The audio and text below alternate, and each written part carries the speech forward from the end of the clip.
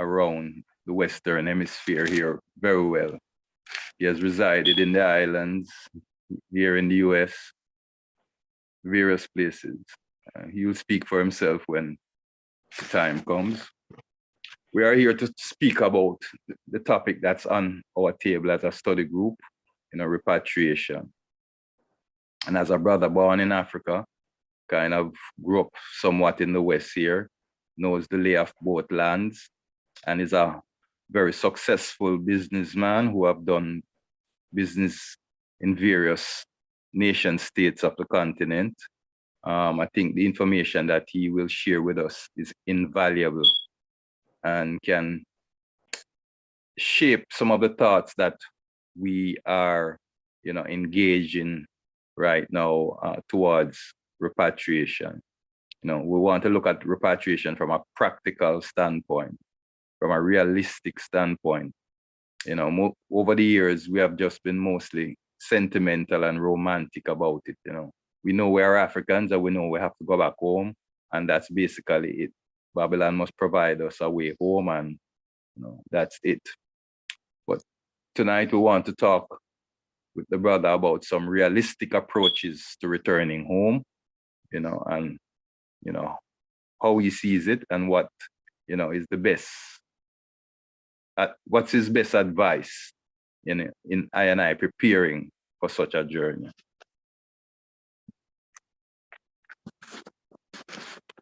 As usual, we'll start with a moment of prayer, Yes, the words of our mouth and the meditation of our hearts always come before thee uprightly.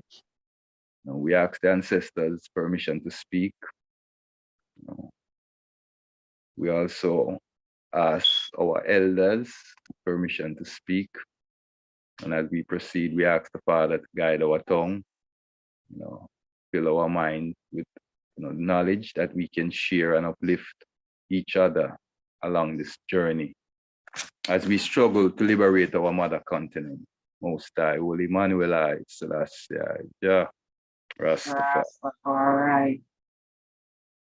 Yes, so Brother Heru, introduce yourself to the group as you would. Yeah, bless up everybody. Good to be here, and always lovely to talk to Pan-Africanists, of whatever stripe or background. It's always good to talk to Pan-Africanists because Pan-Africanists are a set of people we don't have to convince, right? So all the convincing has been done, so there's no need to get into fundamentals. So, everything I do is about practical application.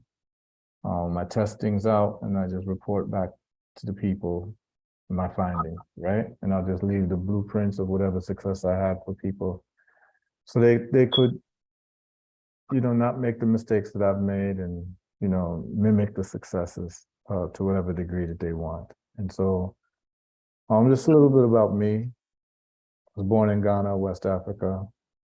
I was raised in the United States from the year of 3 years old. I grew up in America, grew up in Chicago, went to university in Boston, went to law school in Boston, moved to Miami, practiced law for some years.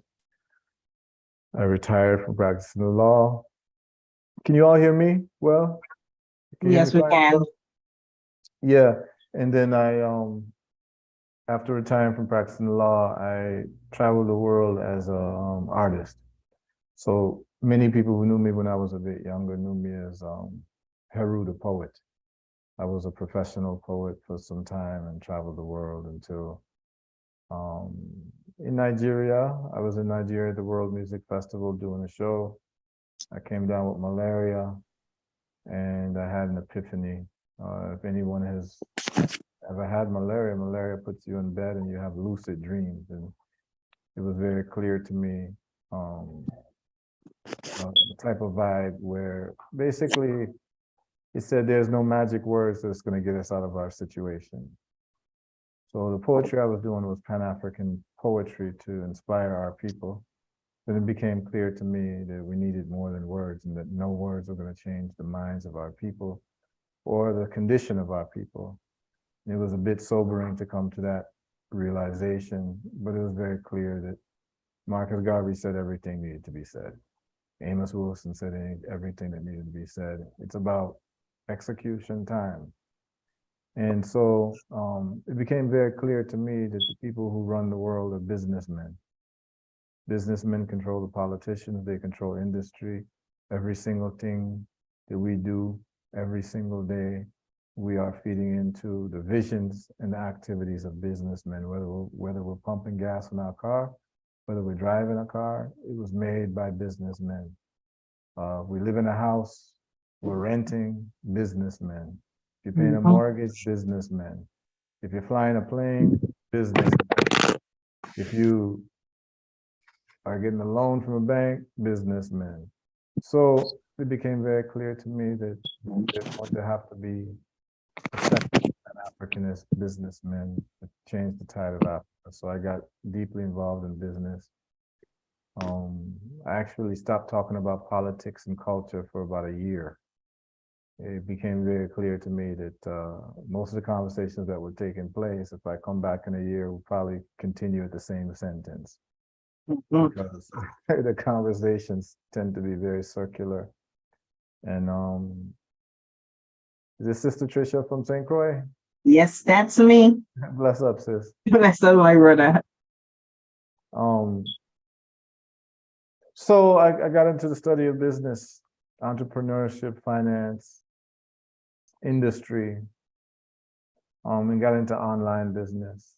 And the first business that I did was a business called Movement Tunes. And Movement Tunes was a answer to iTunes, but having a Pan-Africanist version of iTunes. And what happened was that when I was an artist, I used to travel and be on TV stations a lot, whether it be in Jamaica, Barbados, St. Kitts, Nigeria, Ghana, wherever I would be performing, I would have an opportunity to be on TV. So then the local population would see me on TV and they would show up at my shows and they would give me CDs. And through time, I developed a library of very good music of different genres from all around the world of top flight artists who just didn't have the backing of multinational corporations. So I decided that I would start an answer to iTunes that would be conscious music. It was called Movement Tunes. I happened to be doing a concert in Barbados, and a businessman approached me about my work. We started talking. Big up Dr. Springer. That was his name is Dr. Basil Springer, and he had started an initiative to fund companies with venture capital. And I just would have to partner with someone from Barbados, a Bayesian. And I did, and we formed Movement Tunes, and the Barbados government ended up giving me and the company some venture capital to start the money.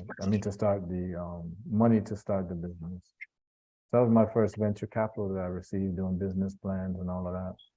It was a very interesting process. And we started Movement Tunes. It was rocking for some time. We had over 300 artists on the site. So then music transitioned from people downloading music to streaming music. So that business had to shut down. But then in the meantime, between time, I was living in Jamaica in a place called a Kampong town. In Ghana, we pronounce the word Achampong, but in Jamaica, it's called a Kampong town. It's just a transliteration. Maroon town, Yeah. maroon. Hello? So just saying a compound town is the maroon, village. Yeah, Maroon town, yeah. And so I was staying there for some time, and I noticed that they were having some electricity and some water issues. The water pump had broken at the time, so people were carrying water. It was an electricity issue, and so that galvanized me to study solar energy. So I flew down to Miami, and I studied the U.S. Solar Institute and got certification in solar installation and design because I saw that solar energy was very clear. It would be a solution to our people's problems, whether you live in Nigeria, Ghana, Jamaica, Barbados, anywhere where Black people is in the tropics, the sun is a source of electricity. And it's just about us harnessing the sun. So I wanted to learn that piece of technology, and I did. It led me to the University of the Virgin Islands, where they had the Caribbean Green Technology, where the dean of my law school became the president of the University of Virgin Islands. And, I was invited to come there and help build the Caribbean Green Technology Center, where I worked for close to a decade, living in St. Thomas. And that's where I buck up on people like Empress Trisha and, you know, some real good people in the VI. Got me involved in major solar projects with utilities and understanding the economics of it. And in the meantime, between time, I ran across a documentary. And the documentary was called Run from the Cure, about a white man in Canada called Rick Simpson, who was reversing people's cancer with cannabis oil. So I started doing my own experiments with cannabis oil. At the time, they were using a hydrocarbon, which is paint thinner, to extract the oil. But the problem with the hydrocarbon, the paint thinner, is that it is carcinogenic. So if you don't boil it off, you can be stuck with something carcinogenic in an oil that's supposed to heal you from cancer. So I developed a technique using coconut oil because cannabinoids, its solubility is that it's fat soluble, which you would call lipophilic. And so we used the coconut oil to do that. And we started getting some good results with people's health. And one thing led to another, where because cannabis had some legal issues, particularly in America, where it's designated as a Schedule I drug, you could not ship it across state lines and use the postal service, or you could get arrested for those type of things. So I looked for another plant that could do the reversal of cancer vibes. And I found the leaves of the olive tree, and I started experimenting with those because at that time I learned how to do extractions from plants very well. And understanding the science of solubility. And we got reversals with high blood pressure, diabetes, cancer, prostate cancer, breast tumors, and a whole host of other things, epileptic seizures. And the business exploded. It blew up to the point where I could no longer make it from my house. I was making it from my house, but it was in such demand that I was doing 18-hour days. I was not getting any rest. So many people wanted the bottles, and I made them, you know, by hand, one bottle at a time, one case at a time, of olive leaf that I was shipping all over the country, all over the island. And I then contracted a factory to do my work for me. It allowed me to free up my time. I now have a third-party shipping company. So I don't even touch my product anymore. They make my product according to specifications. I would highly urge brothers and sisters in this group to get into product manufacturing, making products, because that is the only form of business that allows you to make money in your sleep. If you have a brick and mortar retail operation, you only make money when your doors are open. If you are a mechanic, you only make money when you are servicing a car. So it requires your presence and your effort. Now you can outsource services, but you have to train people and make sure they do good work.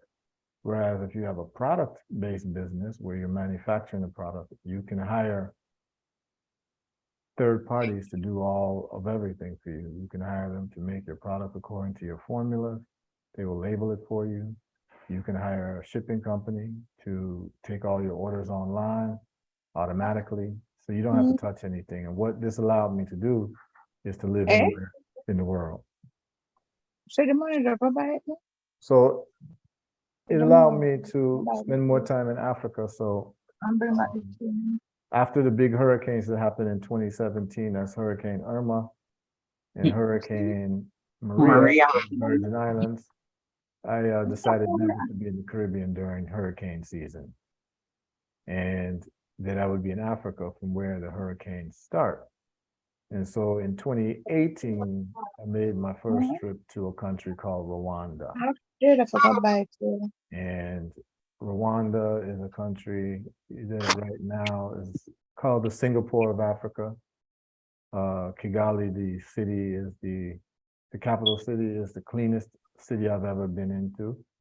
And number one used to be Toronto, Canada, in terms of cleanliness, but Kigali is by far cleaner than Toronto. And I was very impressed with what I saw in Kigali, and I can go on and on for Kigali, but I stayed there for several months.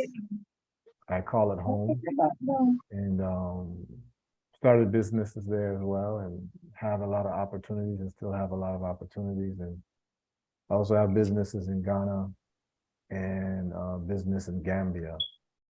And so what I'm focused on is outside of the herbal results business, which we have, our products have been approved by the Ghana FDA as a herbal medicine. So what that means is that doctors can prescribe it in hospitals and in pharmacies to their patients.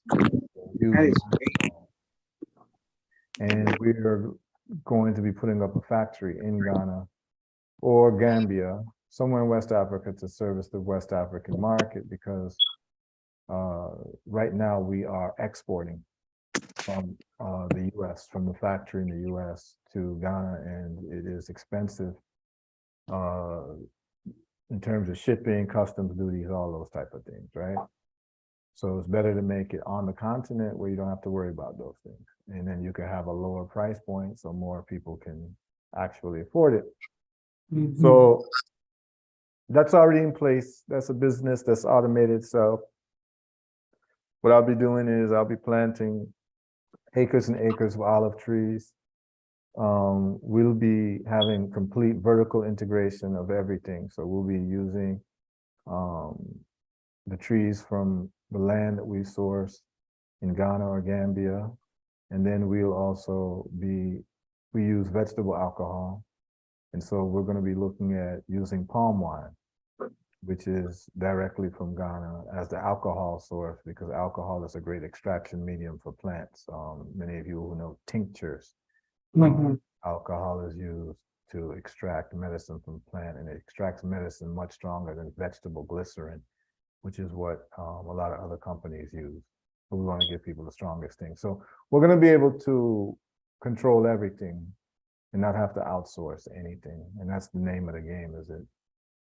The holy grail of business is being able to have complete vertical integration in your supply chain, where you control all the aspects of your supplies. But one of the big things that I'm involved in right now is something that I actually got from the Virgin Islands. So those who are familiar with St. Thomas, which is one of the 3 U.S. Virgin Islands, that's St. Thomas, St. John, and St. Croix, is that every house in the Virgin Islands and St. Thomas has what is referred to as a cistern. This is a water catchment tank made out of concrete that's underground, usually in the foundation of the house. And if the house is already built, you can build it to the side of the house. But in the VI, you have men who do cisterns in their sleep. It's a normal part of everyday life in the VI. And as a matter of fact, according to Virgin Islands law, no house can be built without a cistern. So all the construction people know cistern. That's the first thing you build when you dig the foundation. And so why is that important? It's important because they say the Virgin Islands, St. Thomas, has like 50,000 people. I know it's much more than that, and I'm sure it's even higher now. But they were saying 50,000 for many years. And so they don't have the tax base to bring piping to everyone's house, because the topographical nature of St. Thomas is mountainous. About 90% of the population lives in the mountains somewhere. They don't really live in town where it's flat in terms of ocean level. That would be in town. Everywhere else is mountainous. So it would take a lot to pipe all that water in and to have all the pumps necessary to supply people what you would call centralized water. So because of that, it has to be decentralized. So everyone has to have their own cistern. I lived like this for close to a decade in the Virgin Islands, no problems. But when you go to Africa, this is not the case. Most people will use a borehole, but the problem with well water is that number one, a lot of the groundwater is contaminated because of pesticides that people use. Number two, if you are close to the ocean, the water will be salty, then you would have to desalinate the water, which would cost a huge expense to have a desalination system. And then number three, a lot of the water, because the soil is so rich in Africa, a lot of the groundwater has heavy metals in it, because you have a lot of aluminum and copper and heavy metals that would be in the ground would get into the water. And so it's so serious that if you go to like a place like Tanzania where the soil is so rich, you will notice that a lot of people in Tanzania have yellow teeth or brownish teeth, and that's because of the copper in the water that they're drinking. And so the Virgin Islands taught me that you can easily harvest water from the rain. And we get very serious rainfall in Africa. Most of sub-Saharan Africa, we get great rainfall, even more than the Virgin Islands.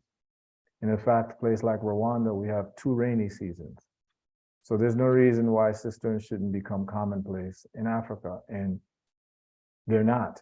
So instead of complaining about it, I decided I was going to go build cisterns in Africa. And so we did our first project, and I'll share the screen with you all. If I could have the host allow me to share the screen. You would just go to share screen and then make it multiple participants can share a screen. But a share screen, and you probably see like 3 dots by it. And then it'll say one person and then say multiple participants. Just go to multiple participants, check that off, then I'll be able to share the screen. Oh, share screen. That's the Ghanaian thing. Okay, I just did it. I just put on multiple participants. All right, so let me share the screen. This would be it.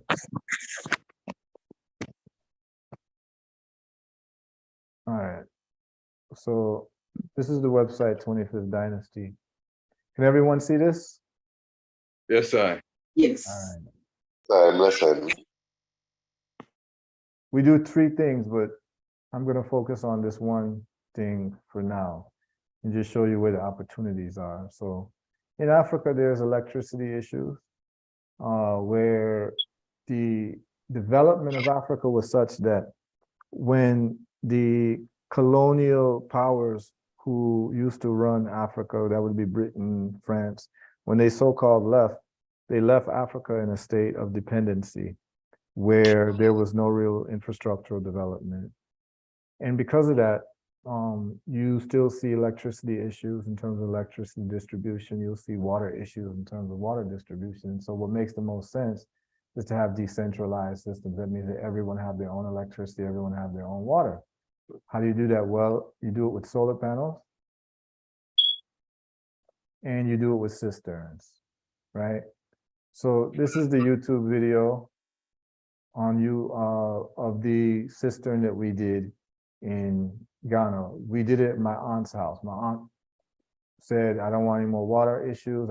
I told her about cisterns and she said, please do it at my house. And so we did it. And I took 2 men from VI with me, construction man, big up Ras Zinga and Ras of all trades, Ron Hodge, and they came with me to Africa and they loved it.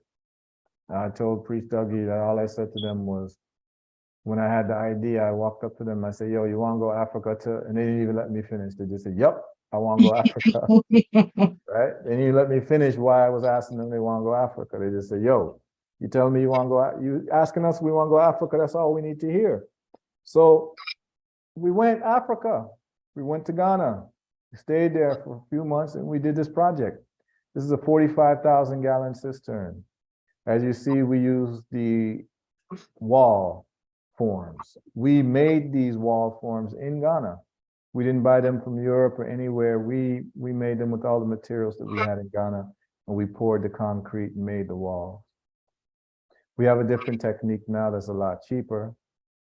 This is it here, and then that's the cistern there from which you know, a gazebo can be put on top of it and what have you. And it was built to the side because my aunt's house was already built, so it wouldn't be under the house. Now, this cistern, it holds 45,000 gallons of water, and at 100 gallons of water per day that someone would use, which is a lot of water. Most people in Africa don't use that much water per day, but let's just say 100 gallons of water per day. At 450 days, that would be 45,000 gallons. 450 days a year and 3 months. So this cistern can provide water for my aunt's house for a year and 3 months with no extra waterfall. And those of you all who know cistern, it can get full from being empty in 1 day of good rainfall.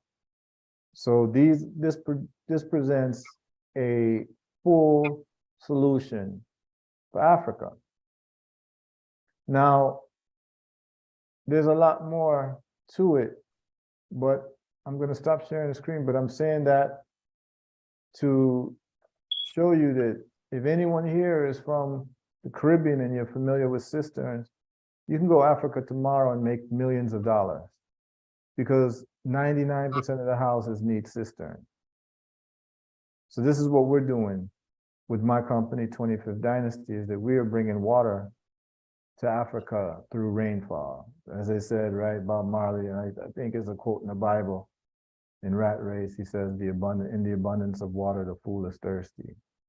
So if we're in Africa and people don't have water, the question is, are we fools or not? And me personally, I don't like to be looked at as a fool. So I'm going to galvanize all of the thoughts that I have towards solving logistical problems when it comes to food, water, clothes, electricity, health, those types of things. We have the solutions. We just have to implement. And I can tell you right now, any man from the VI or any woman from the VI who understands cistern can go Africa, start a cistern company, and start doing business. And this is what we're doing. So as of, I'll share this with you all. As of 2 Mondays ago, we signed a memorandum of understanding with the government of Gambia. This is it here, just to show you what it looked like. This is with the government of Gambia. I will show you all. And this is just from just human relationships, you know, just being on the land and doing things. And the thing about Africa, for those who've been, if you're in Africa and you're doing something for the people, the type of love you get in Africa is a different type of love. It's just a whole different type of love. And the government of Gambia embraced what we're doing. I'm going to share the screen with you all just to show you what the MOU is. All right, y'all see this? Yes. All right, memorandum of understanding between Ministry of Basic Education, Basic and Secondary Education, and 25th Dynasty Gambia. So I have that 25th Dynasty for every country in Africa. And then I have a 25th Dynasty group, which is the holding company, which is the umbrella group for all the other companies. So this is 25th Dynasty Gambia. And essentially, it's stating that the government has a common desire to develop education through increased access, promotion of educational relevance and equity. We've agreed to establish a cooperative arrangement for the mutual benefit of both parties. So there are over, I believe it's 8,000 schools in Gambia, in the whole country. Well, someone made me a host because I just admitted somebody who just came out. All right. So this is what we're doing. They've agreed that we will design and build sustainable rainwater catchment solutions for Gambian schools, especially those in rural Gambia. And we're going to collaborate with them to conduct training, internship, and apprenticeship programs for students to learn the science and techniques of constructing sustainable rainwater catchment systems to solve lack of water in schools and communities. It just goes on about what we're being tasked to do and what they've agreed to have us do. So we also will be able to teach on solar, show people how to put together solar panels and all of that. But the whole point is that we're going to teach ourselves how to solve our own problems. This is just, I just wanted you all to see it, to understand it is real, that yeah, you can go to Africa and you can go get agreements done with governments if you're doing things that speak to the needs of the people in a real way. So that's about 8,000 schools that we're going to be doing. Wow. That's Amazing. Yeah, that's huge. But that's not the biggest thing we're going to be doing. What we're going to be doing, we're going to do this in every single African country, right? So what I do is I find people on the ground and I appoint CEOs to run it. So I don't have to run it and I can just focus on raising money for the companies. But what's more important is that we are starting a manufacturing center of excellence in Africa. We're going to be manufacturing everything. So, for instance, my concept for 25th Dynasty is that I'm hoping that all of the other construction companies steal my ideas to make cisterns, because I want cisterns to become an everyday thing in Africa where it's normal.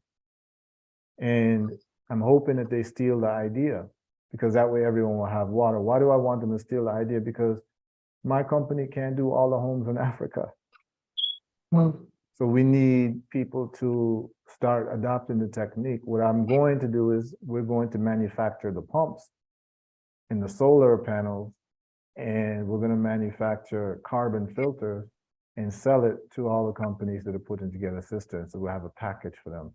Because remember what I told you is that the best way to do business is to have a product, not a service. A service takes too long. A product, you can pump out millions of units in your sleep. And this is what we're looking to do. That's stage one, is just to do the cistern. Stage two is to build homes. So the stage is to do the cisterns, and then we're going to build homes with cisterns, with solar and batteries. How are we going to build these homes? Let me show you how we're going to build a home. There's a gentleman in Sierra Leone. We just got off the phone with him, and he can make any machine that he sees. Perhaps I should show you all the sister in Kenya first. So just out of curiosity, so I know exactly who I'm talking to, how many people on this call have actually been to Africa, have been on the continent as of yet? Just let me see who, you can just speak up. Blessed love, my Lord. My name is Empress Cindy. I have been to Ghana. I was there in 2007. Okay, for good. days doing, I went with the Binghamton University, and I went to do some research, some ethnographic research while I was there. Okay, okay, cool. So that's one person. Anybody else been to Africa yet? Okay, so there's one person. So let me know how much context that I have to give. So, most African cities, except for in Rwanda, most African countries, except for Rwanda, have a waste management issue. The waste management issue is with plastic bottles. So you will see plastic bottles all over the streets. They're not being disposed of properly. They're in the water bodies, they're in the rivers, they're in the ocean. It's a big problem. But it turns out you can recycle the plastic and you can turn them into bricks. And you can turn them into bricks without any cement. All you need is sand. So there's a sister in Kenya doing some great work. There's a brother in Ghana doing some great work. So I'm gonna show you all this, and then it will let you understand exactly what we are getting ready to do. So let me just find the video for you all. Kenya, plastic. Bricks, okay. Yeah, but maybe we'll look at this one first. Yeah, we'll look at this one. It's 8 minutes long, so why don't we do this one? All right. So what you have to understand is that when you go Africa, everywhere you go, you see construction going on. Africa is literally under construction. And if you look at the economic charts, they're saying that 6 out of the 10 top countries in terms of growth, economic growth, 6 out of the 10 are in Africa, which means that Africa is growing in terms of entrepreneurship, business, and development. The question is that who's going to benefit the most from it? We can't be at the sidelines, particularly the Pan-Africanists, cannot be at the sidelines and watch other people have all the fun. It makes no sense. So I want to show you some examples of brothers and sisters who are doing some amazing things. Can you all see the screen? Yes, sir. All right. Let me make sure that you can see the volume. You can hear the volume. All right. Here we go.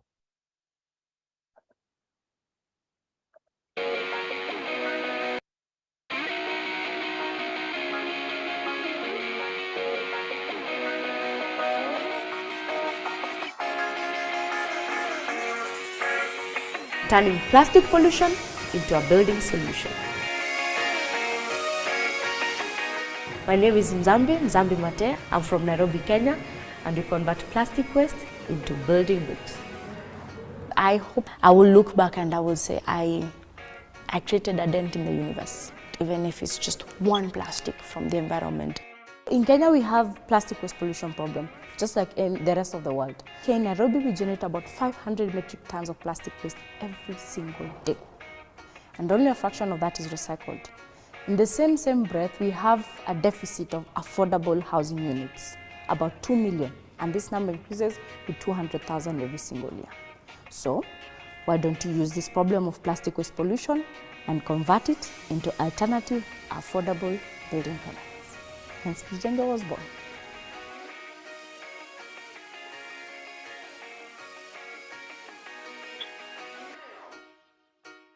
Kijenge Makers is an alternative building product manufacturing company, and our first product lines are pavers made out of recycled waste plastic. We turn waste into wanted, one brick at a time.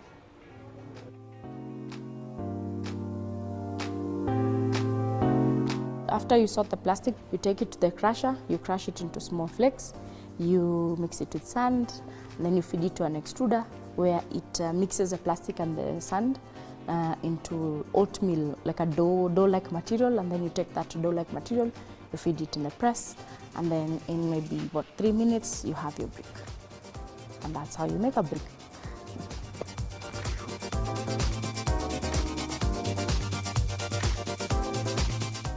Building bricks are stronger, cheaper, and lighter. So they're stronger because they're made out of plastic, and plastic is polymerous in nature. It's like string-like in nature. And so when you bind with sand at high temperatures, it binds well. When you process it, it doesn't have a lot of air pockets, so it's less brittle, hence stronger. It's lighter, it's almost half the weight compared to the normal concrete, and it's cheaper, it's about 25% cheaper than the normal concrete. So yeah, that's our triple threat. So plastic bricks are more environmentally friendly than concrete bricks because of 2 main reasons. Number one, the sourcing of the materials. In plastic waste, it's more closer compared to the cement. And then number two, the CO2 emissions that emit due to the process of cement is more than that of plastic processing of the brick. Plastic waste is as a byproduct of refining the crude oil. How do we use that plastic over and over again until we extract its maximum value?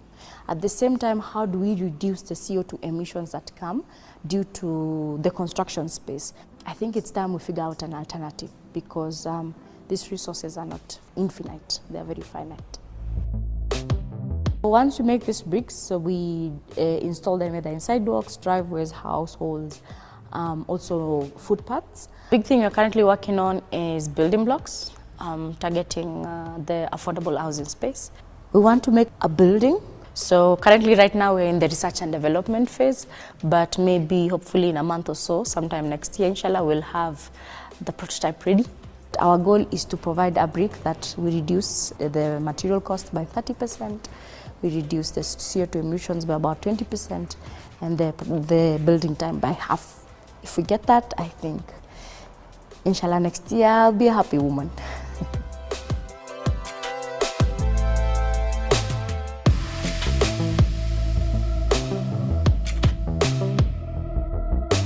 In the building space and in the construction space, we have done the same things over and over again. And my belief is it's time for us to disrupt this space. It's time we rethink. I think for me, pushing the boundaries and moving to the next development and the next solution is just a way of growth, you know? Because if you don't grow, then ideally speaking, that means you're dying. And the future we are going to and the future we are heading to, if we want to be sustainable, then we have to push the boundaries. We need to be keeping and pushing those innovations out there, testing them. Because you have two options. It either works or it doesn't. Either way, you learn something. I like saying I started Jijenge, it's like I jumped off a cliff without a parachute. So I was building the plane as I was falling. And some of the things worked, some of the things didn't work on the way, but at the end of the day, I got a fulfillment.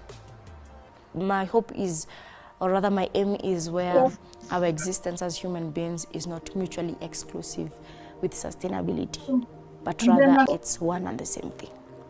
That is my hope and prayer.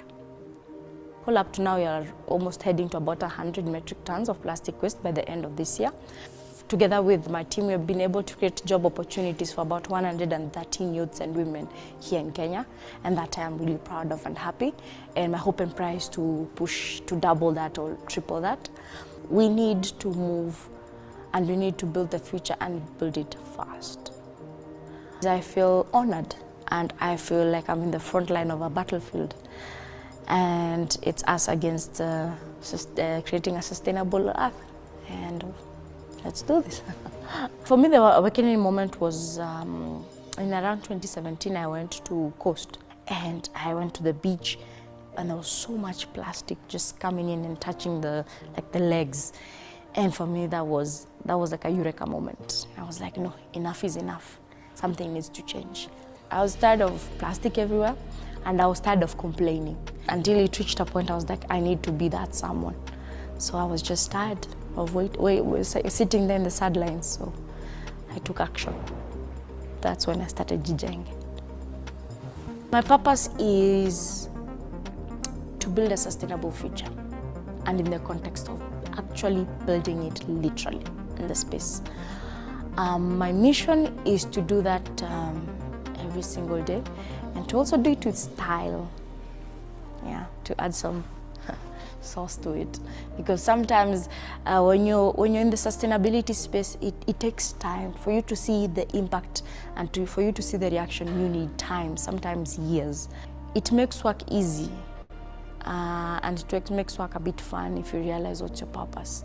It might not come instantaneously, but it's a journey. It's like unwrapping a gift. The impact I hope to achieve, or I would want to achieve, is when my time on this earth is done, when I am almost my grandmother's age, I will look back and I will say, I created a dent in the universe. The impact I did was I was able to extract, even if it's just one plastic from the environment, and converted it into something amazing, something beautiful, something sustainable. For me, that's my motivation, that's my drive. It started with me and my dream in my mom's backyard. And my hope and prayer is someone else will see the same thing, and they have a dream, they have a vision, and they want to build it. They will get the courage and the strength to do so.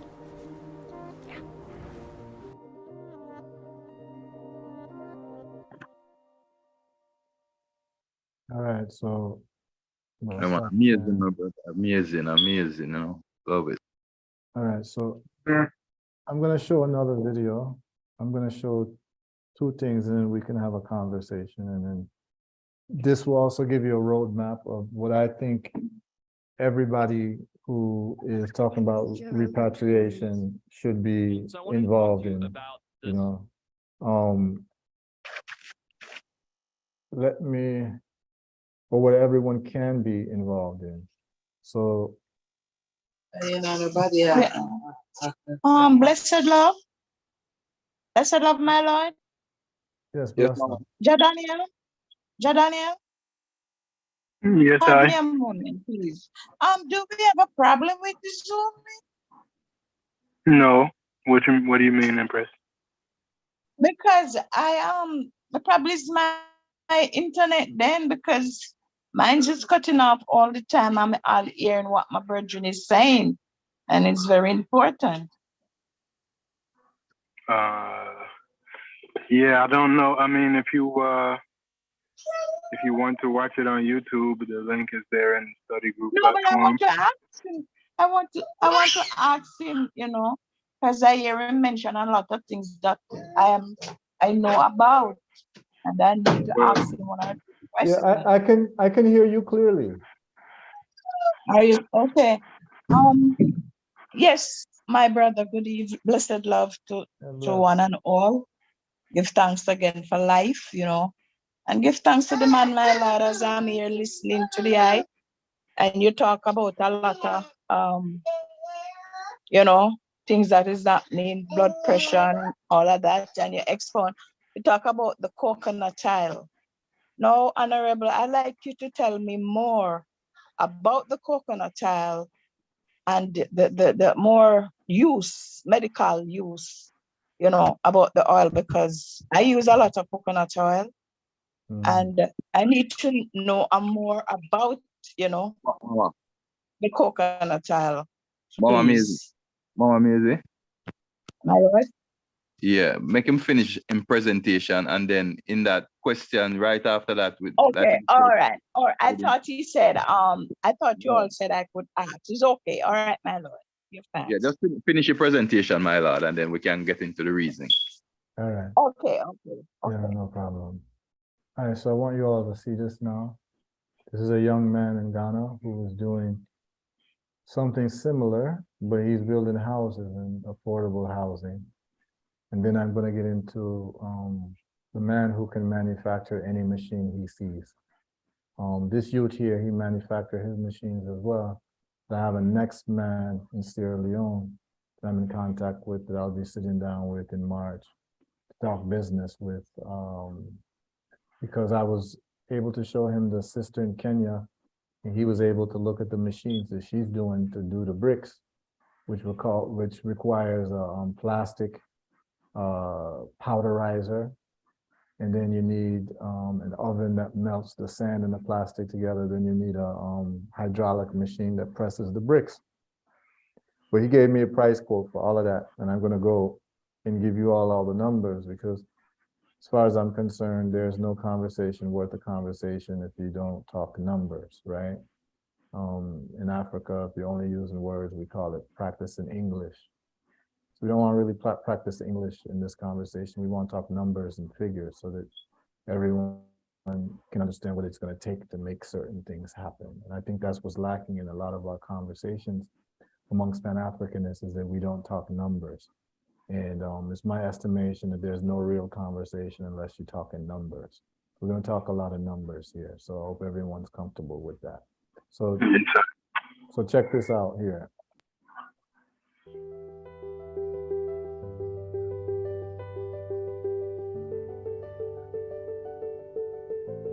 Y'all can see this? Yes, sir. All right.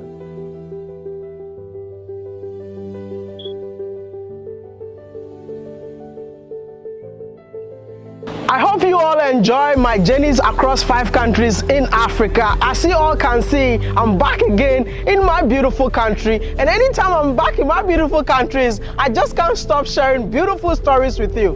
You know what? I'm on a journey to celebrate African excellence. And if you are part of this family, then you need to help me so that more people can see such a beautiful stories so that they will also be inspired. That is why the video I'm going to share today, I'm going to force you to like the video, and please do me a favor and share the video. It's very, very important. Like and share. I need to get 10,000 likes on this video. Thank you so much for liking the video, and thank you so much for sharing. And if you are new to the channel, please do me a favor and subscribe and be part of the million family on YouTube. My name is Wadamaya, and you know what? The excitement on my face tells it all, because I'm here to celebrate a young Ghanaian who is being creative and innovative, because we all know that plastics is everywhere in Ghana, and this guy decided to recycle plastic into something meaningful. If I say something meaningful, I'm talking about pavement block that he used plastic to construct. Also, he's building a whole house with plastic. Have you ever seen anything like that before? I mean, it's my first time, but let me know in the comment section if that is your first time of seeing plastic being recycled into a whole house. Brothers and sisters, are you ready to see this young man? I'm more ready than you, but like the video and come with me.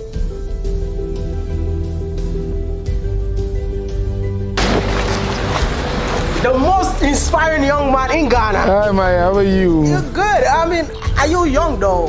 I'm very young.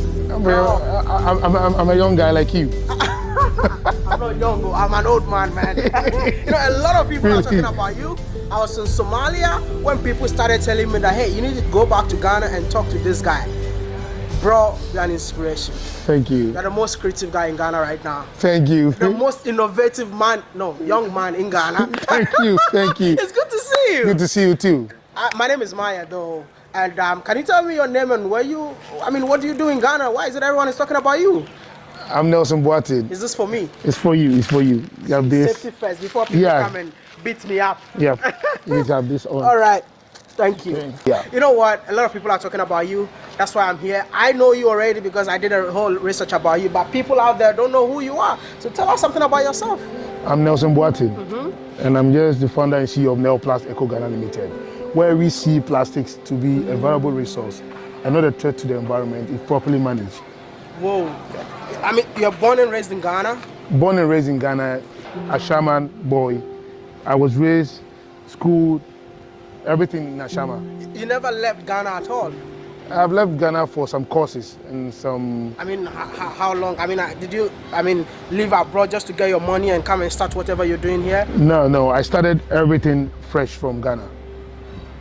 So, how did this all start? Okay, so I was working with one Chinese company. At the age of 13, I was already working, which is child labor then, but I need that to help my parents take care of my siblings. So fortunately for me, that day I was posted to the recycling department. Okay. That is where I got my experience on working with plastics. Yeah. So from there, now you own this huge factory. Bro, I mean, you're not a magician, right? So definitely I need to know, how did this all start, man? Okay, so it was a family company then, but there was misunderstanding between the family. So they decided to sell the company around 2012. And they came up with the news that anybody who will be able to find a potential buyer will get 5% of the total sale value. Fortunately for me, I got that deal. So the money I got, I just bring it here, set up my own factory. And then I came along with the workers that lost their job to start a new factory. Your co-workers? Workers, yes. You came to this place with them? Yes. That's incredible. So most of the people here, they are my co-workers. You see why everyone is saying that you are inspiration? So let me know, yeah? I mean, definitely you use plastic to turn into what? What do you do with to paving blocks and Lego bricks for building affordable housing. Yeah. Are you serious? Yes, because we want to see every ordinary Ghanaian earning between 500 to 1,000 to also own a house. That is what the company vision is. How much will it cost to own a house with house built with plastics? Okay, so 1-bedroom house, kitchen hall combined. When we build to the roof, we do the doors, it's 60,000. Then when you are doing all the inside finishing, it's 90,000 Ghana cedis. That's affordable. Yeah. But I just So it's actually cheaper than that because the exchange rate is around 10 to 1 now. So he's talking about 90,000 Ghana cedis would be more like 9,000 US for a whole house. I just want to understand, yeah? What is the inspiration behind of you using plastics to do what you do? Okay, so you know, according to the UNDP report, Ghana generates about over 1 million tons of plastic waste annually. Okay. And only 5% is ever recycled. The rest land itself in the drainage, the sea, and it caused a lot of problems. Lives and properties are lost. You can remember the June 3rd, 2015, what happened at Circle. All the problem was attributed to plastic bags manufacturers. We also have the problem of housing in Ghana. We also have problem of schools under trees in Ghana. We also have a problem of unemployment. So Nelplast is using the problem of plastic waste to solve the other 3 problems, thereby solving 4 problems at a go. You're genius. Thank you. Has anyone ever told you that? I've been hearing about it. Yours is most powerful. Hearing that. If you think he's genius, do me a favor, like the video, share the video so that the world will hear his story. You know what, before you take me to the factory, you have something to tell them before you take me to the factory. Oh, what I would say is we should see every problem as an opportunity. People are saying plastic is bad. Yes, plastic is not good. It's polluting our environment, but we shouldn't forget that we caused the plastic to be there, because the plastic bag manufacturers just produced and kept them in their warehouse. They gave it to the retailers, and we as end users, we use the plastic and just throw them on the street. When it choked the gutter and caused flood, then we blame the plastic. No, we should blame ourselves for not properly disposing of the plastic waste. My brother, take me to the factory. Right. Thank you.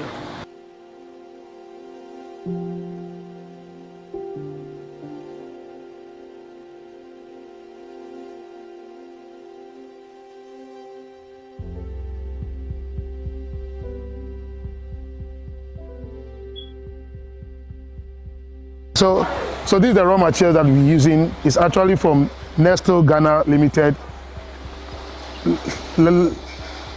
Their waste, they normally crush and bring it to us at no fee for it to be used in the production of the Lego bricks for affordable housing. But before Lego bricks, what were you doing before? I was actually recycling only the pure water sachet into pellets.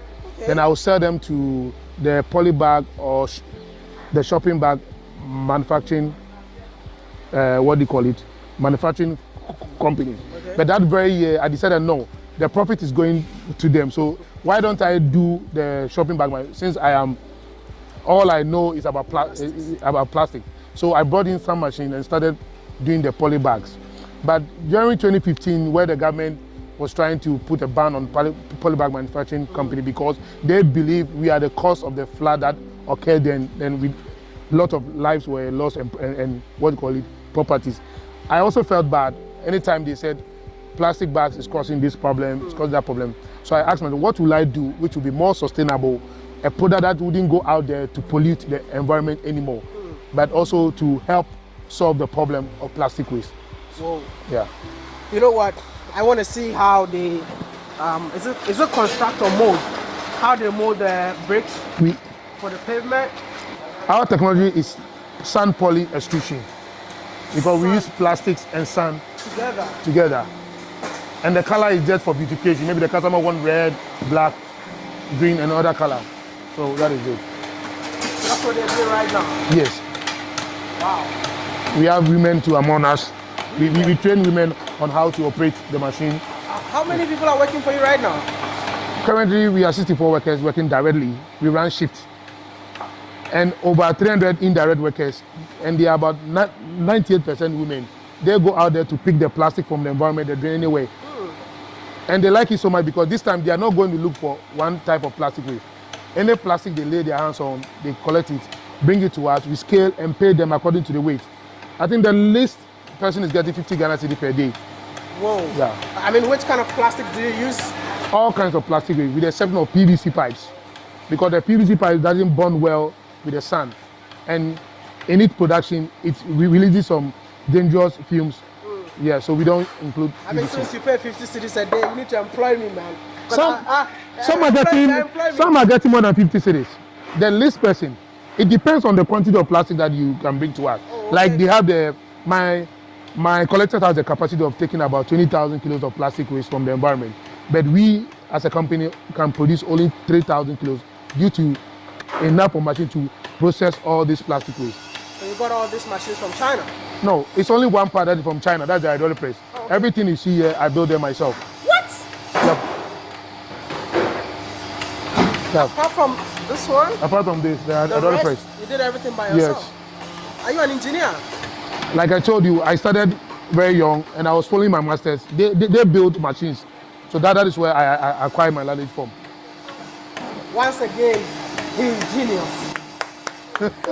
What? Let me know, what are they mixing together to get this red color? So this is a big shaft, plastics, all kind of plastic with sand and color. Okay. The color to give some beautification to the product. It will be fed into the extruder.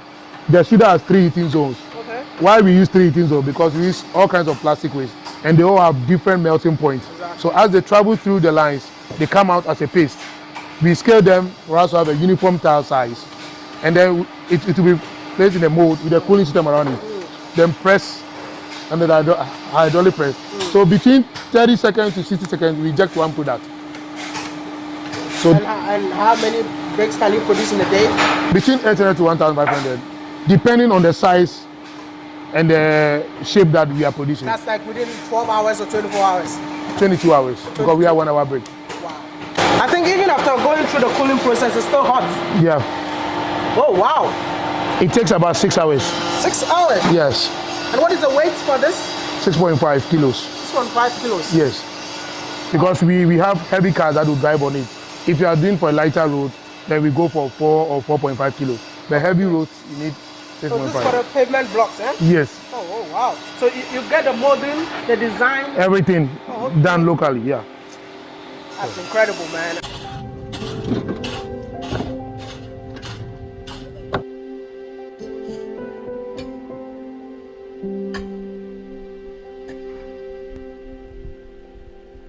Maya, Yeah? I forgot to tell you this. Okay. You know, everything that you are seeing in there started with this drum. With this drum? How? Yes, this is how we started producing the blocks. I was actually putting the plastic here, set fire beneath. When the plastic get melted, I just put my sand in it. Then I will stir it with a shovel or any stick that I find, I lay my hands on. But then the community were giving a lot of complaints because the fume that is coming out was too much. And also the product that we get from this process is very weak. Because when you bend plastic for a very long time, they lose their bonding properties. Yeah. And therefore, when it just hit the ground with a little force, it will just break. And also, the smell was very bad because you bend the plastic and the scent can stay for a very long time, for years. Whoa. So from this, now we have to sit down, do a lot of research, and build an extruder, which now you are not seeing any fumes. You can walk in there without much fumes coming out. And you built that machine yourself? I built it myself. The only thing you see here that is outside is the hydraulic press. That's it. That is it. Your story is inspirational, man. Thank you. I really want to see the house that you built with plastics. I will take you there. Thank you, because I will know take you that's there. what everyone is waiting for. I will take you there. Thank you.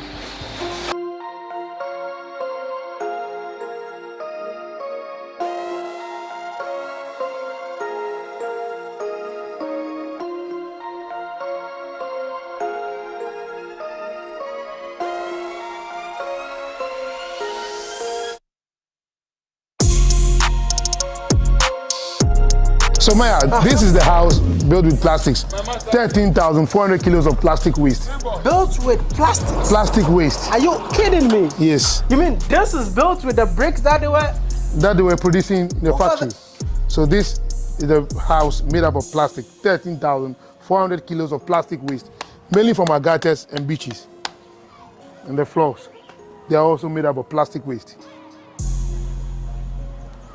Can I say you're genius once again? Yeah. And how much will this cost? This, when we build fully, with a roof and a door, 60,000 Ghana cedis. But with the interior, everything, wiring, plumbing work, kitchen cabinet, 90,000 Ghana cedis. Why are you not building for people? Like I said, it's around 10 to 1 now. It's actually 12 to 1 now. So you would just divide 90,000 by 12 in terms of seeing what a US price for that would be. So 90,000 Ghana cedis equals $7,346.94. A whole house like that for under $8,000. People in the country? We've started taking some orders and we started with the first one. This is the first one, but we were actually selling it for people living in the swampy areas to be used as their foundation blocks. Then they can continue with their normal concrete blocks. But this is the first house. How hard it is to convince Ghanaians in general that you can build with plastic? From the beginning it was difficult, but because when I started, people were like, this won't work. But in my mind, I know everything is possible. If you push hard, everything is possible. Tell me some of the challenges that you faced when you started this. The area guys were laughing at me, that this guy, is he crazy? How can you use plastic from the gutters? How can you build a whole house with this? How will you put your electrical wires, plumbing work, the kitchen cabinet? I said, everything is possible when you push forward. Everything is possible when you push forward. That's why I want to push you into the room just to go and see what he has done. Sorry, it's not my room, but I'm so blown away. That's why I have to open it. Go in. Let's go. Come in. So if I don't tell you this is plastic, you will never believe. We just did the interior finishing with POP and other chemicals, and the thickness is just about 0.5 mm. So very thin, just to cover the block work, because most Ghanaians don't really like the block work design. So I did that just to cover it. And this house is not built by a mason. No. I built this house. I'm not a mason, with my workers every Saturday, and the area guy, student, we arrange them like Legos. Who are you, man? I'm Nelson Boatin. You build, how do you call it, machine. Now you build a house. What else have you built that we don't know? So many things. Because where I grew up, like my grandfather, he will let you do everything. Like, then there's not much money, so mason work, we will just stand, be looking at you, everything is here. Then we'll do it next time. Next time, we will not call you again, we'll do it by ourselves. That is how my grandfather works. What is that one quote that keeps you moving? Wow. People bring plastic waste to me, they will tell you, because of you, I can put food on the table for my family. You can't stop. The challenge is big, but I can't stop. When you remember those things, you can't stop. The women who carry their children on their back, they will tell you, Misika, today I can eat. When you hear those stories, you can't stop. Even if it's hard, you can't stop. I'm blown away, man. You mean like everything here is made by plastic? Yeah. We have a water. People were wondering, how would I put the plumbing works? I have water. I have electricity. Everything works here. Everything works perfectly here. But is it safe? It's safe. Because people are thinking it's plastic, there will be fumes. No. Plastic will start generating heat at a temperature of, let's say, 100 degrees Celsius. In Ghana, we've not even recorded 50 degrees Celsius. And this product is made up of 70% sand, only 30% plastic, which serves as the bonding property in the product. And there is a hole or groove in between the bricks, which doesn't allow the heat from outside to come in and also maintain the temperature of the room. So there's nothing like fumes. I mean, like, there's something that people don't even know, that fire can be quenched with sand. With sand. If a car catches fire now and there's no fire extinguisher, the first thing that comes to our mind is go and get sand. So that is why we made the sand content more than the plastics. My brother, I have so many young Africans watching, people that look just like you. If you have a message to them, what would that message be? What I would tell the youth is, there is good thing in every bad situation. The bad situation here is, we're talking about plastic being a problem. For me, Nelson, and my company, we don't see plastic to be a problem. We humans are the problem for our improper disposal of plastic waste in the street. The plastic never flies to our beaches. We carry them there. They never fly to our drainage. We carry them there. So we need to change our attitude of disposal, see plastic not to be a problem, because people talk, let's replace plastic with paper. Do you know what it takes to produce one sheet of paper? The amount of water you need, when it gets rot on the soil, the gases that you release to the soil, you have no idea. The trees that will be cut down, plastic, not because I need plastic to work, because they can't ban plastic totally. Yeah. We use all kinds of plastic. If you ban plastic bag, I can go in for used computer cases, fridges, I can use them for anything. So me, not because I use plastic, we should know that the plastic is better than the paper. The problem is we need to change our attitude of disposal, period. Do you believe that it's possible in Africa? It's possible to make it in Africa, or we have to go abroad before we make it? Or do you think that the youth of Africa can make it right here now? We can make it. Let me tell you one short story. When I finished this, those that came in new in the area, they said, hey, China people are now doing things. So I was in here. Someone has their thing on what's called an echo. So if you could just mute your microphone. All right. Laughing. So wow, then it's good. If they appreciate China and it's indirectly a Ghanaian like me who built it, the mold, everything is by myself designed. Nothing is from outside.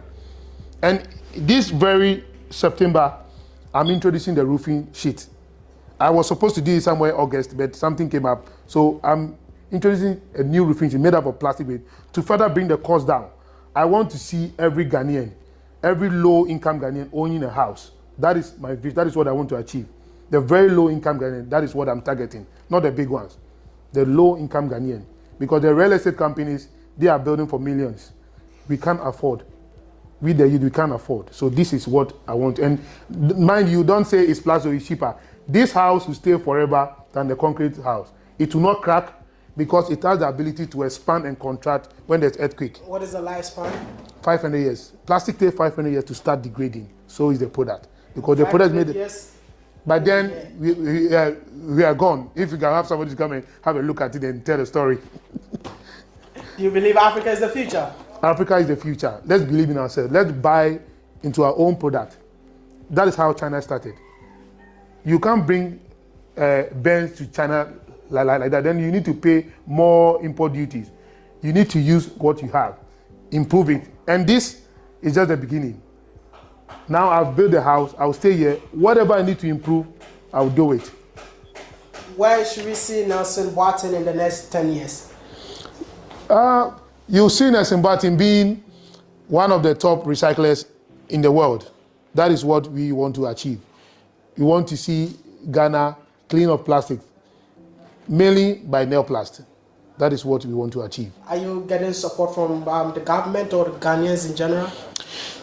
For government, I have the Minister of Works and Housing visiting us some few weeks ago. He has given his promise because he was saying the government is embarking on affordable housing. So he will push our product to that project because he believes we are doing 70% locally made material. So he will ensure that our material is being used for such projects. And how many floors can you go? For now, we can go one floor. All that I need to do is to redesign the corner mold to make it bigger, to receive more concrete and iron rod, to carry 2, 3, 4 floors. Iron rods in the corners. Okay. We can extrude a bigger beams, but lack of finance, I can't do that research. I can't build that machine now because it's very expensive doing one mold. One mold cost me over 70,000 Ghana cedis. And this house, I tried more than 7 times. So I've spent a lot of money to get to this. You tried more than 7 times? To get it right. That is why we can go in, there is no aircon, but the room still feels cold. It's a different technology altogether. That is why you can stick a ceramic tile on a plastic wall. It's a different technology altogether. We've done a lot of research. A lot of money has gone into this. And I'm somebody, I won't stop until I get it right. I sell my house, sell my cars, until I get it right. I won't stop. That is my character. if you had a chance to change one thing in Africa, what will you change? Our mindset. Our mindset is the problem. We see goods coming from abroad to be better than what we have here. That is why we are still suffering. Even if you see and you think it's not good, stay there, be there, improve it. It will surely get better. If I would have stopped this, you wouldn't see this thing here. If I've listened to what people are saying, they are laughing at me. Why? Are you crazy? You pick plastic from the gutter, you want to build a house. No, this is the house. Like I said, me, Nelson, I won't stop until I get it right. That is me. I want to say thank you so much for talking to me, but are you selling now? This house I'm not selling. This is my showroom, my office, my residence. But now we are building for people. People have placed order, we are building for people. I just want to say thank you so much for talking to me, and I wish you all the best. And I will also love you to build one for me. So I will. When will that be? Very soon. and I'm serious about it. I'll give you a very big discount. Thank you so much. You're welcome. Thank you so much.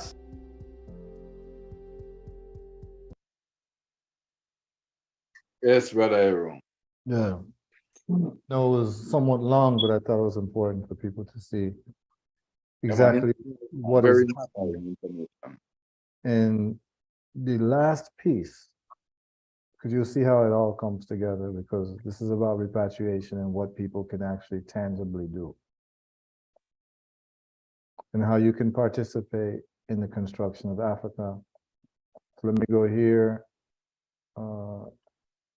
We're going to take this and we can get into the conversation. I'm going to go over some numbers and then we can get into some conversation. So there's a man called Fode Kamara.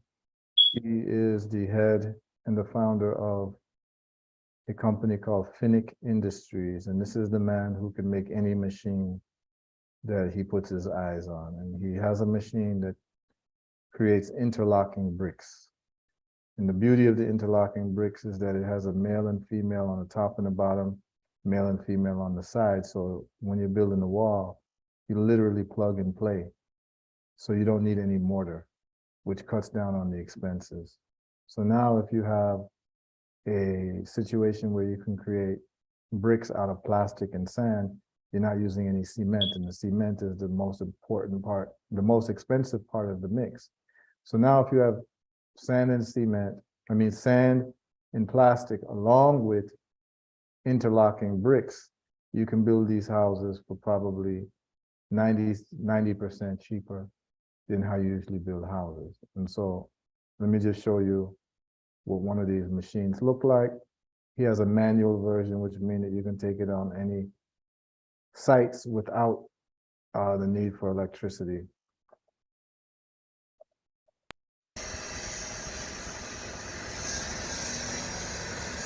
This is in Sierra Leone. So that's the brick there. You look at the brick, you see the top.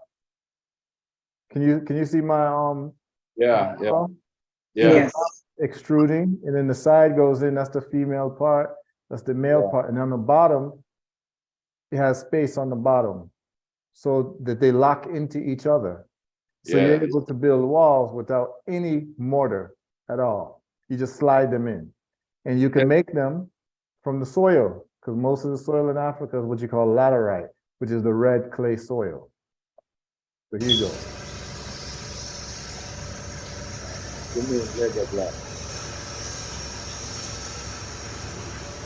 Watch how easy it is to make.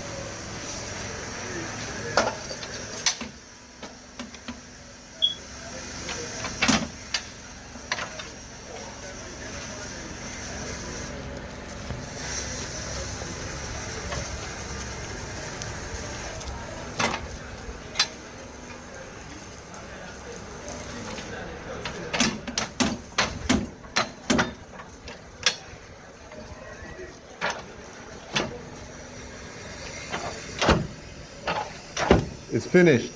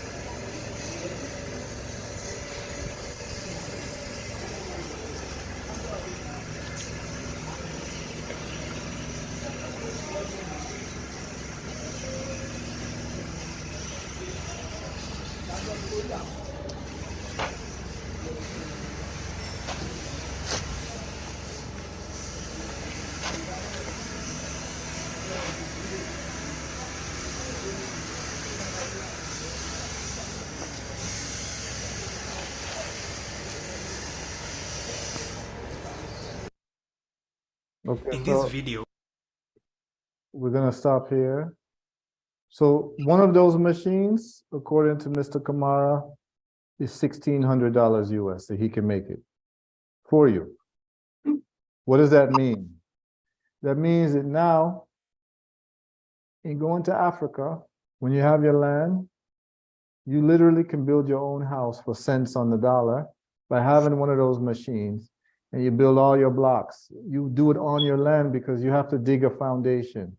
You have to displace the dirt. All that soil you can use to make bricks for your house now. What happens now is that you build in your house for literally pennies on the dollar. You see, the youth man was building the plastic house for 7,000 US. Imagine if you're using your own soil now. So then what happens when you build your house?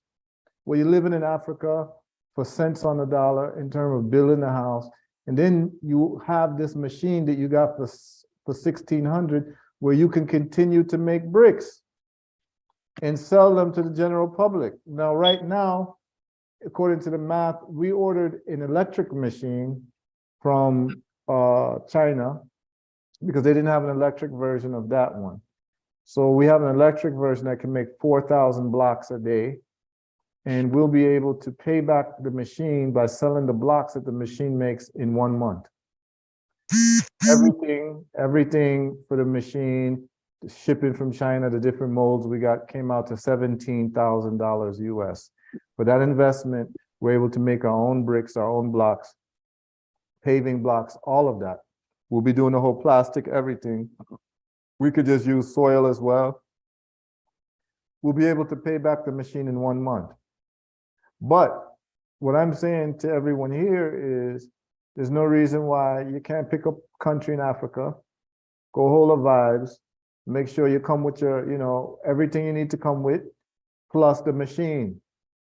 That machine that you get for 1,600, and I can give you the link to Mr. Kamara, you get the machine and you start being involved in the development of Africa from a very tangible basis, because now you're part of the construction industry, which then leads to other things. But just from the comfort of your home, you can hire some youths in the neighborhood to press out the blocks. You sell the blocks in the general market. These blocks are very desired in the general market because you're able to build without mortar. The less expenses, the better. So if you're pressing these blocks, pressing thousands of these blocks, you keep selling them, the machine pays for itself very quickly, and then you are in profit. And you're making money. So now you're able to support yourself in Africa without being destitute, because that's what's happened to many of our people, the Pan-Africanists. We go on the excitement of being in Africa, but we go without a plan. I've heard this story over and over again, whether it's in the Rasta community or outside the Rasta community. It's the excitement to go to Africa, but then many people end up going without a plan and end up having some real tribulation while they're there. So this actually solves that problem. Then also, I've done the math, and the math is as follows. If you can be in Africa and you can make 2,000 US, whether you have an online business or you're making money from business on the ground, if you can make 2,000 US in just about any country in Africa, you can live very well in Africa. That's what you know, your significant other and 2 children, you can live very well in Africa for 2,000 a month because you can rent. And I could show pictures if we keep going, but I wanted to get some chance for people to ask questions. So for instance, in Dar es Salaam, where I've spent time, which is in Tanzania, it's on the coast of the Indian Ocean. You can get beach houses in Tanzania, 5-bedroom beach houses for the equivalent of $300 to $400 US a month. I can show you videos. There's brothers and sisters coming from America, going there, and they're renting these big mansions for $400 a month, where they're living with their families. They're living much better than they would live if they were in the United States. Question is cash flow. What do you do for money? Well, I've just solved that problem. Africa is under construction. If you are able to supply those types of bricks, whether it's through plastics, but much easier, you'd be able to do it from the soil. To make those bricks, those red-looking bricks that are what you call the interlocking blocks. You sell them to the general market. You use them and build your own homes. You use them and build other people's homes. But at the very, very least, you could either rent out your machine, which would be very valuable, or you can start selling the bricks to the general public, which will also be very valuable, and you'll be making money. So this is just a practical way. This is what I'm doing. I go to Gambia in February to start my projects. Our machines are coming from China, and then we're moving over to only sourcing equipment from Sierra Leone. Just that the Sierra Leone brethren there is going to take a while to make electric block maker machines. And because we have such big contracts and big jobs we're doing with the schools, we need to have something that was more automated. So our machine makes about 4,000 bricks a day. And a 45,000 gallon cistern requires 2,000 bricks. So we'll be able to make enough bricks for 2 cisterns per day, which we won't do. What we'll do is we'll make enough bricks.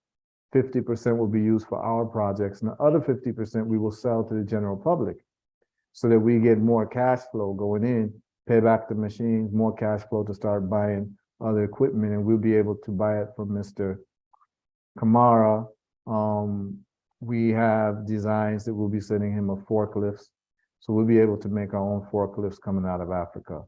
We have designs to make excavators. So we no longer have to bring importers to import excavators from China or United States.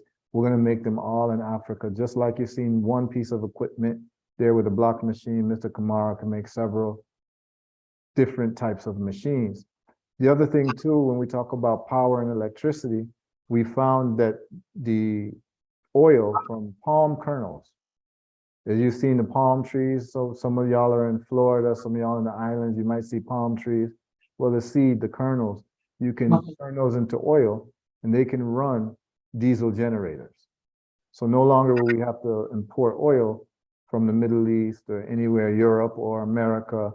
We can actually make our own oil with the machines that Mr. Kamara makes. For instance, I could just show you very quickly I will show you a very, very quick video of the palm kernel oil machine that he has made. He has manufactured this in Africa. And we plan to get several of these because what we plan to do is to be able to take all of the palm that's just littered all around the grass. Like for instance, I'm in Florida right now, and my whole lawn and my backyard has at least probably 10,000 palm kernel seeds there on the ground. Actually, you can see, if I show you some of them. You see these? Can you see me? See these? That's in my backyard. We can convert all of these into oil to run generators and to run vehicles. As a matter of fact, there's a documentary y'all can look at from many years ago. It's called The Coconut Revolution. It's of the Black people in Papua New Guinea. And they were running their trucks on coconut oil. So let me just show you all this, and then we can get into some questions. And I can even, show you some more, but I don't want to take too long without people being able to participate in the conversation. All right. I'm just going to share this.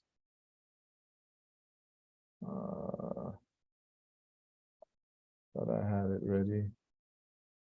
Not this. No, that's not it. Bear with me 1 second, y'all. Okay, no. All right, I have it. All right, that's it.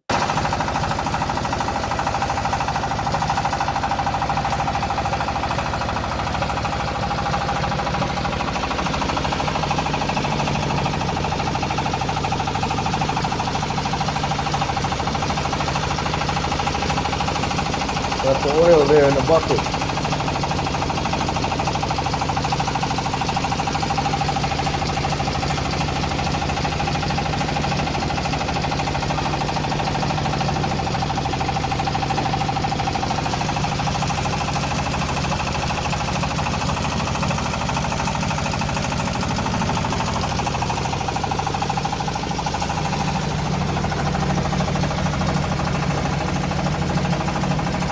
I'm going to stop it there.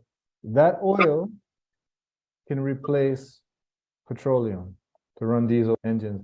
Everything we need in Africa, we have it there. It's just for us to use science and technology to make us competitive in the world. Every single thing we need to live, to thrive, to dominate exists in Africa. All we need to do is link up with the engineers, start putting some money into these things, start supporting ourselves properly, and be part of the action that's going on in Africa. That's just part of some of the things that I'm doing, but I just wanted to show people how simple it is to actually go to Africa with a project and to have an investment of less than $2,000 that will get you perpetual money. And block making is the way to go because there's construction all over Africa. And then you can build your own house. So instead of buying a house where you're paying more or waiting to build a house and you're buying bricks retail, you can make your own bricks, make your own blocks out of your own land. And if a house costs you $50,000 to build, it will cost you maybe $8,000 to build using your own bricks. So at this point, I'm just gonna stop and then let people ask questions. There's so much more that I can show, but I can show you in terms of like standard of living, cost of living, that is quite different than living on this side, where if you're just making some good, decent money of just $2,000 a month, you'll be able to pay for your house if you're renting. You'll be able to rent a car. You'll be able to buy food, the best food coming from the ground of Africa. You'll be able to have all of that and with a lot of money left over. So, I mean, Africa's the way to go. We just needed links to be able to forge real serious relationships with serious people. And I would just say to anybody here, True Jadogi, I also know Sister Empress Tricia, you can contact me anytime, and I'm setting up a situation so that all Pan-Africanists can partake in any businesses that I'm involved in. And I'm also going to show any Pan-Africanist how to do what I do so that the problem with us, with Black people is not that Black people don't have money. The problem is that the wrong Black people have money, right? It's the Pan-Africanists who need to be having resources, because when we have resources, we'll change the face of Africa. We'll change the competitiveness of Africa. But the problem is many times Pan-Africanists do not have the resources to make anything happen.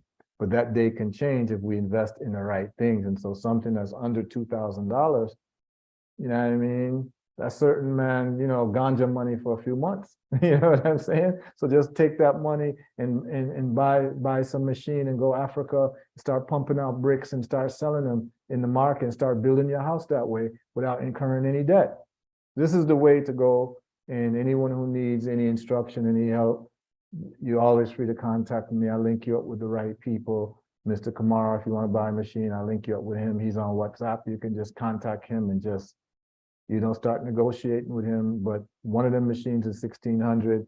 He's quoted me the melting machine for the plastic, and the price quote, let me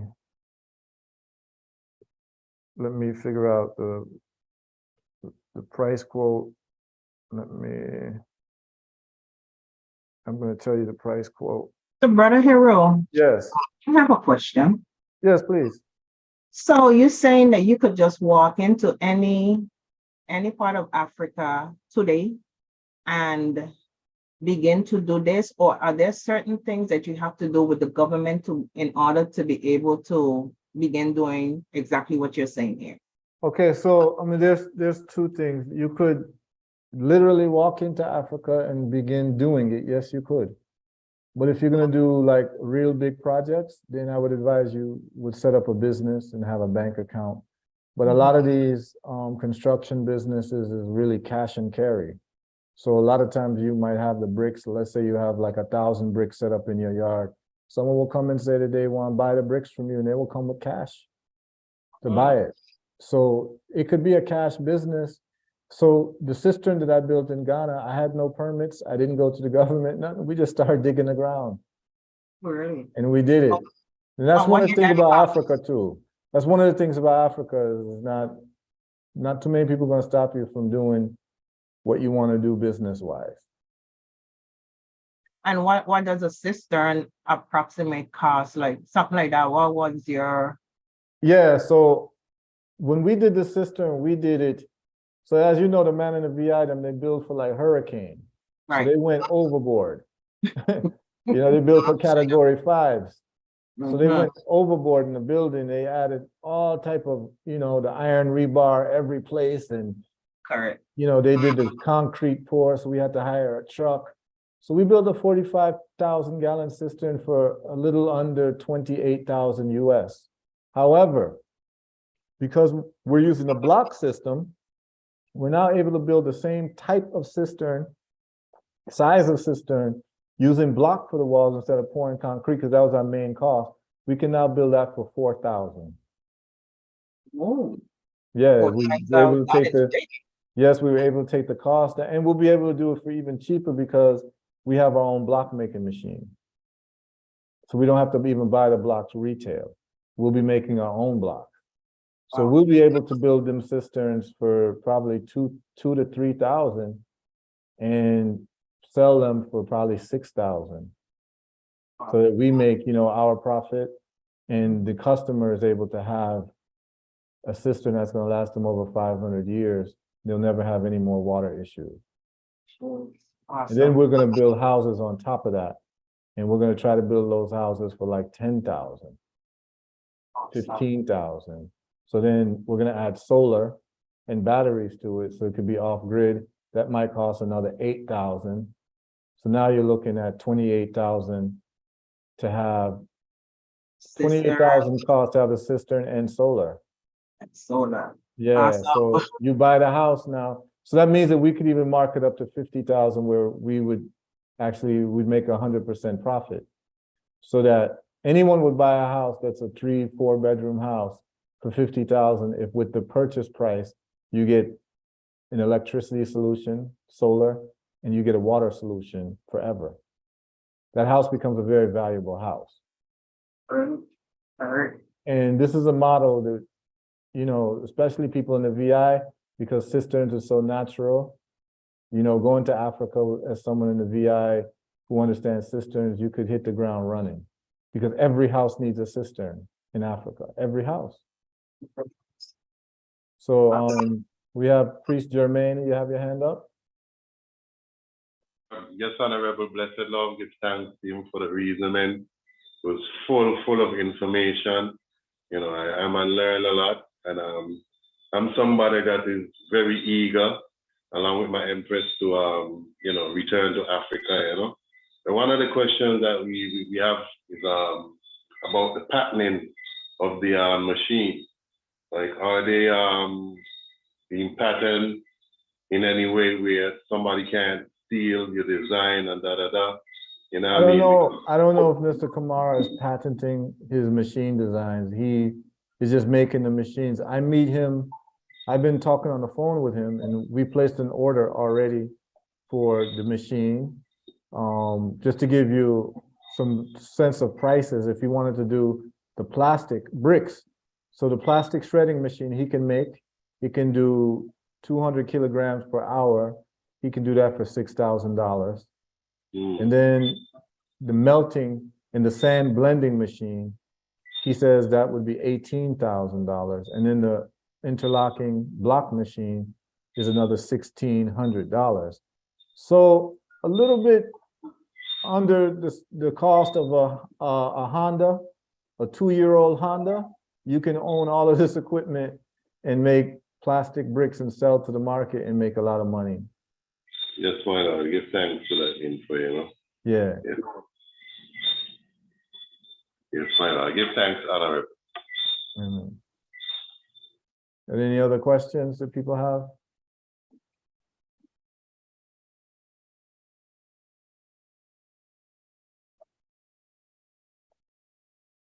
I know, Empress Maisie wanted to ask questions. I believe it's about your herbal results, of which I have everybody at my job and every person that I've come in contact with using. I take it every day, twice a day. All right. I think she wanted to hear a little on that. I don't know if at some point you can maybe send her some information or when we release. Yeah. So, herbal results. We make several products. I can show you the products online. And I'll put the website in the chat. It's just herbalresults.net. So I'll put it in the chat and anyone can just go there. You can look at it. We ship to anywhere in the world. So we ship worldwide. I just put it in the chat for everybody, herbalresults.net. I'll share the screen. So these are the products that we make. And the coconut that you were talking about is with your CBD products, right? Yeah. That's with the CBD. And the coconut that's even a deeper reasoning. And I think when it comes to the ganja thing, Priest Dougie can talk about it very in depth as well. So we should give an opportunity to Priest Dougie to talk about it, but I'll just go over the products very quickly. So we have the super strength olive leaf extract, and these are the things that it's good for. And we have testimonials for all of these things. So it works for high blood pressure. It works for high blood sugar. It works for kidney failure, viruses, bacteria, candida yeast. It works very well for COVID. It gets rid of tumors, autoimmune disorders, parasites, worms, all these things here is listed. Malaria, it works for very well. Fibroids, it works for very well. And then we have a stronger version called the maximum strength bottle. And that's for people who might be hospitalized or people with cancer. They would take this here. Then we have Moringa Lantro. Moringa Lantro is a mix of Moringa and cilantro. So I found out a lot of people were selling Moringa. I found out that when you mix Moringa and cilantro, it even becomes more powerful because what cilantro does is it cleans the body of heavy metals. So once the heavy metals are cleaned out, then your body is able to do a lot of nutrient uptake because Moringa is very nutritious, but the problem is many people have heavy metals in their body in the form of mercury with fish, arsenic with rice, aluminum with, the pots and the pans people use, lead with the water that people drink if you drink pipe-borne water. This works very well. It also works well with high blood pressure and high blood sugar. So this is a powder that you can make as a tea. And then this is vitamin D. And our people are very deficient in vitamin D. So it has vitamin D plus K2 and it's vegan. So my brother. Yes. Yes, beloved. Empress Maisie here. Yes. You mentioned cilantro. Cilantro? Yeah. What herb is that? So cilantro is what they call Chinese parsley. So it's in the parsley family. Okay. Yeah. Chinese. Like if you just want to do like a cleanse, you could do a cleanse with cilantro and juice it. And what it does, it cleaves the heavy metals in your body. And most people have serious heavy metal buildup in their bodies. And a lot of viruses like to hide behind the heavy metals. So like I said, the heavy metals, most of the rice has arsenic in it. So if you eat a lot of rice, you get a lot of arsenic in your blood. If you cook with aluminum pots or use aluminum foil, you're gonna have aluminum buildup in your system. Then you're gonna have also lead if you drink a lot of pipe-borne water. And so that's mercury, aluminum, arsenic is the main ones, and lead. So, you know, if you eat seafood, you're gonna have mercury in your system. So every now and then you're gonna want to do a cleanse. And this is also very good for weight loss, because moringa actually is a fat. So we have, you know, we have a bunch of things on there. Everyone can go on there and look. What might be even more interesting is the testimonials. We have video testimonials from a whole heap of people with different issues. We have some doctors on there who use the product, people who've gotten rid of epileptic seizures, a breast tumor here. This is with elder sister in St. Thomas called Velma Samuel. This is with an elder brother in St. Thomas, Charles Harrigan, who got rid of his prostate cancer with herbal results. This is a doctor called Dr. Derek Jones. He's an anesthesiologist. He uses it for his blood pressure. Works very well. And then this is a gentleman who got rid of high blood pressure, diabetes, high cholesterol, back pain, and COVID with the herbal results. And he talks about it in depth. And so there's so many interviews that you could just listen to the people and let them talk and tell their story. So that's the work we've done, and we'll be setting up factories in Africa. Either it's going to be Ghana or Gambia for West Africa. Then in East Africa, we're going to set up Rwanda or Tanzania. And then in Southern Africa, we're going to do Zimbabwe or South Africa to be able to serve all of the markets there. Yeah. But we're already in Ghana at most of the pharmacies. So when we get to Gambia, we'll be doing the same as well. So I hope that answered your question. Yes, sir. It's Your Majesty. Blessed. Bless. Yes, sir. The cilantro. Yeah, Priest Daniel here. Yes, sir. So you know if it is in the Caribbean? Cilantro, I mean, you can get it at the grocery stores. I don't know which part of the Caribbean you live in. Jamaica. Yeah, I seen cilantro. Priest Doug, you seen cilantro in Jamaica? Yeah, man, right? I buy Daniel. You see which part me and you buck up couple time up our country farm there? Yeah, yeah. Mama, Rasa, my wife. Once a week she sell fresh vegetables. She always sell the cilantro. Okay. And you can get it. You can get it, yeah, man. You can get it again at the market round a Barbican, upper Ligani there. That farmers market.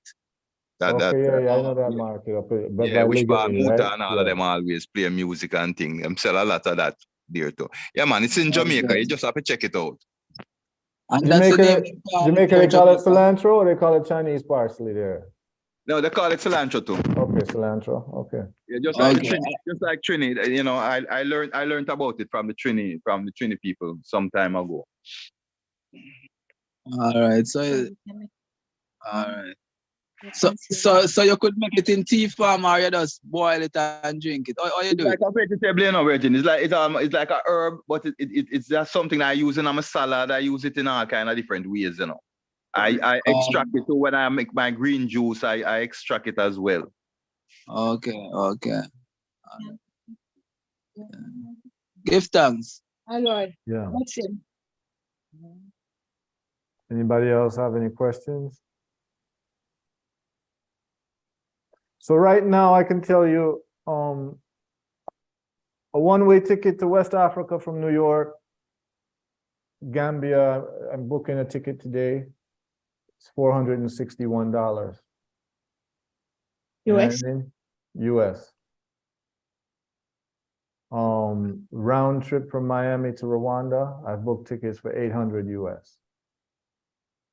You know what I mean? These are the figures, facts and figures. If you have a Caribbean passport, in many African countries, you do not need a visa. Tanzania, if you have a Jamaican passport, you do not need a visa.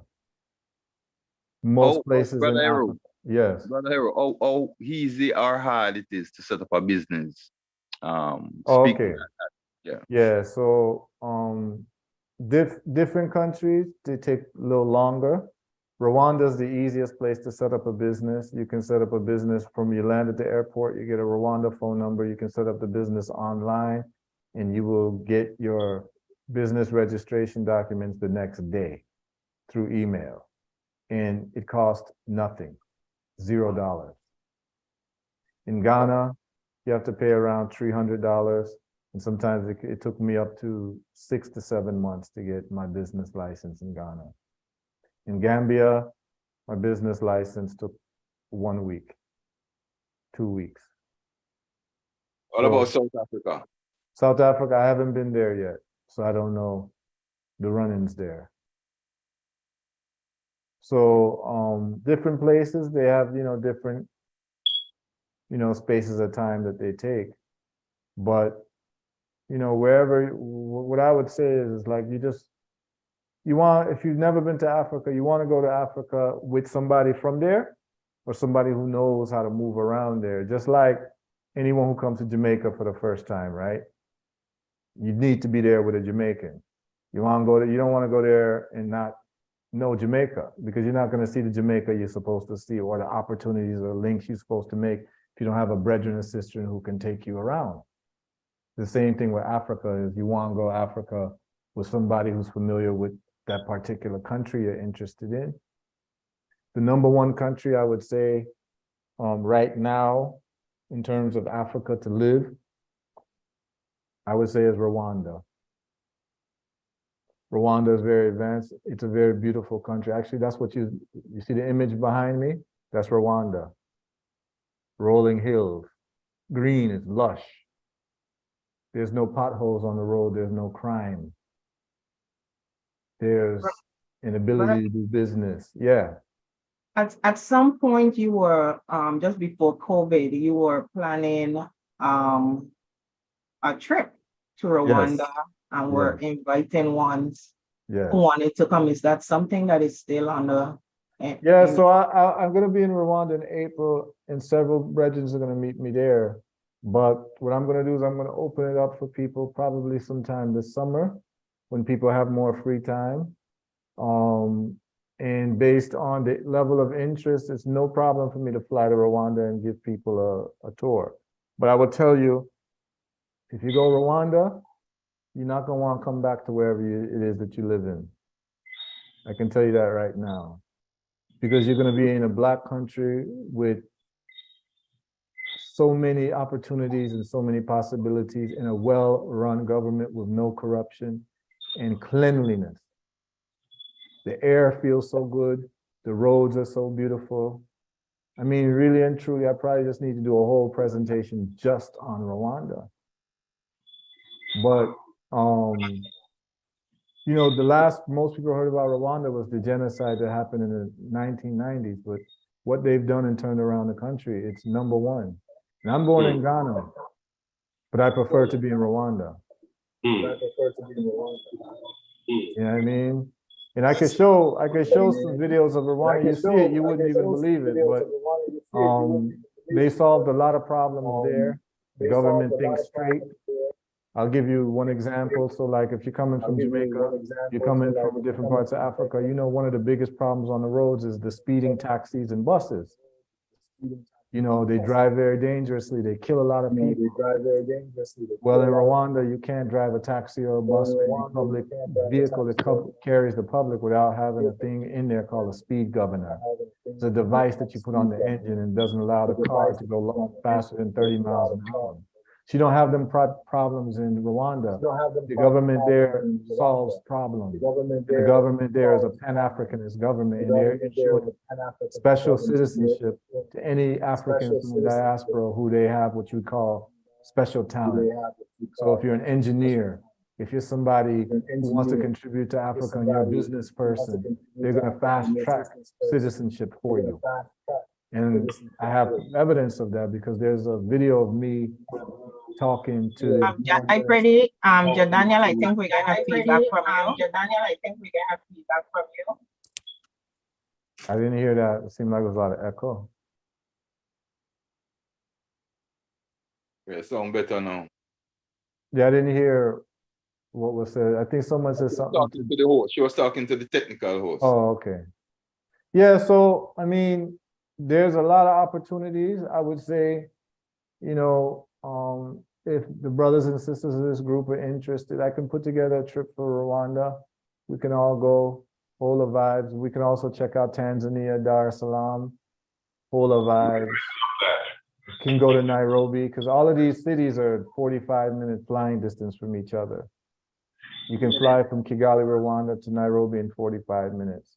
You can fly from Nairobi to Dar es Salaam in 45 minutes. Fly from Nairobi to Mombasa in 45 minutes. Mombasa to Zanzibar in 15 minutes. So this is all regional. You know what I mean? Yeah. Incredible. Honorable, I Yeah, really give thanks. What is My it? lord, who that reason? Priest Germain here. Yeah, Priest German. Go ahead, and then Prophet Jaffrey after that. All right. I really give thanks for the wealth of information. Trust me.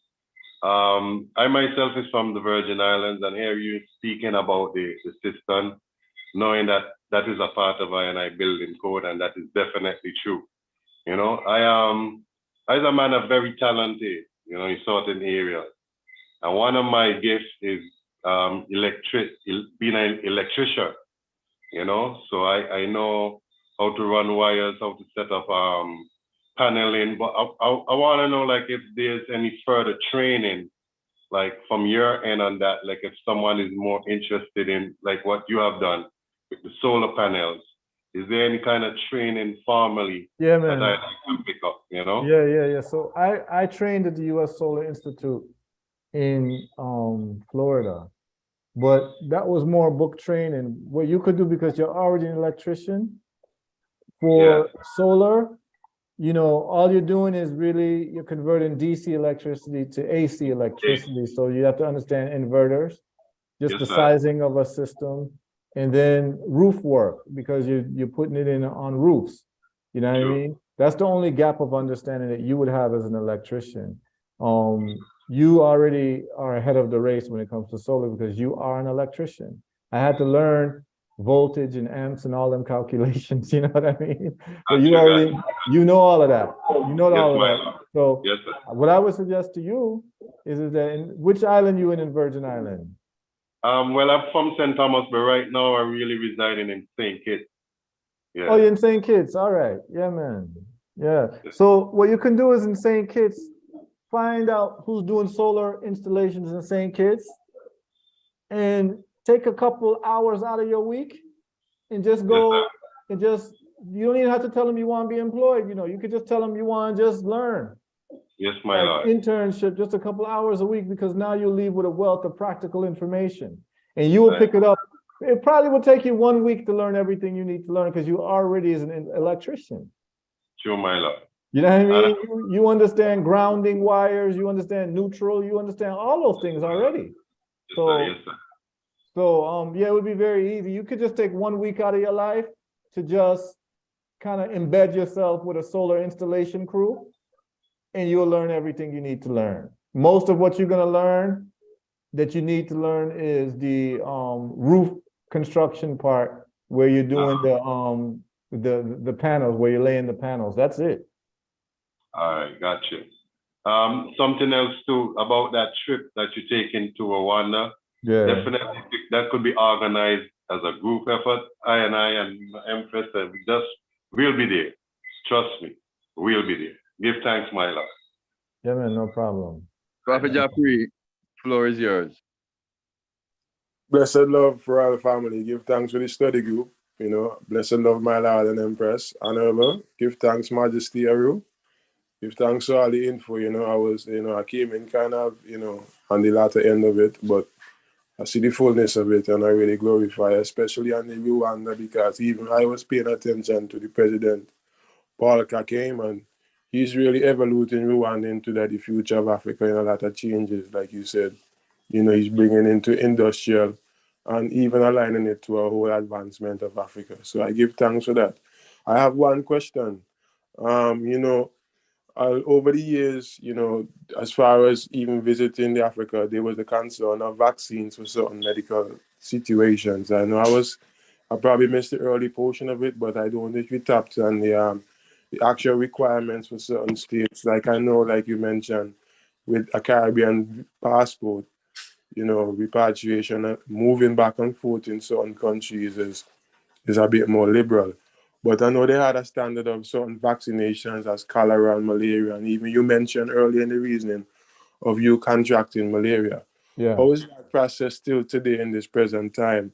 If we would like to migrate to see the land and also repatriate in the Yeah, man, good question. Good question. So if that's honorable. yeah, so good question. So let's talk about the earlier things that the shots that they wanted you to take, which would be the yellow fever shots. Generally, so you'd have this yellow card that you have to carry. Sometimes they don't really ask for it. If some what they call it, immigration agent wants to give you a hard time, they will ask you for one.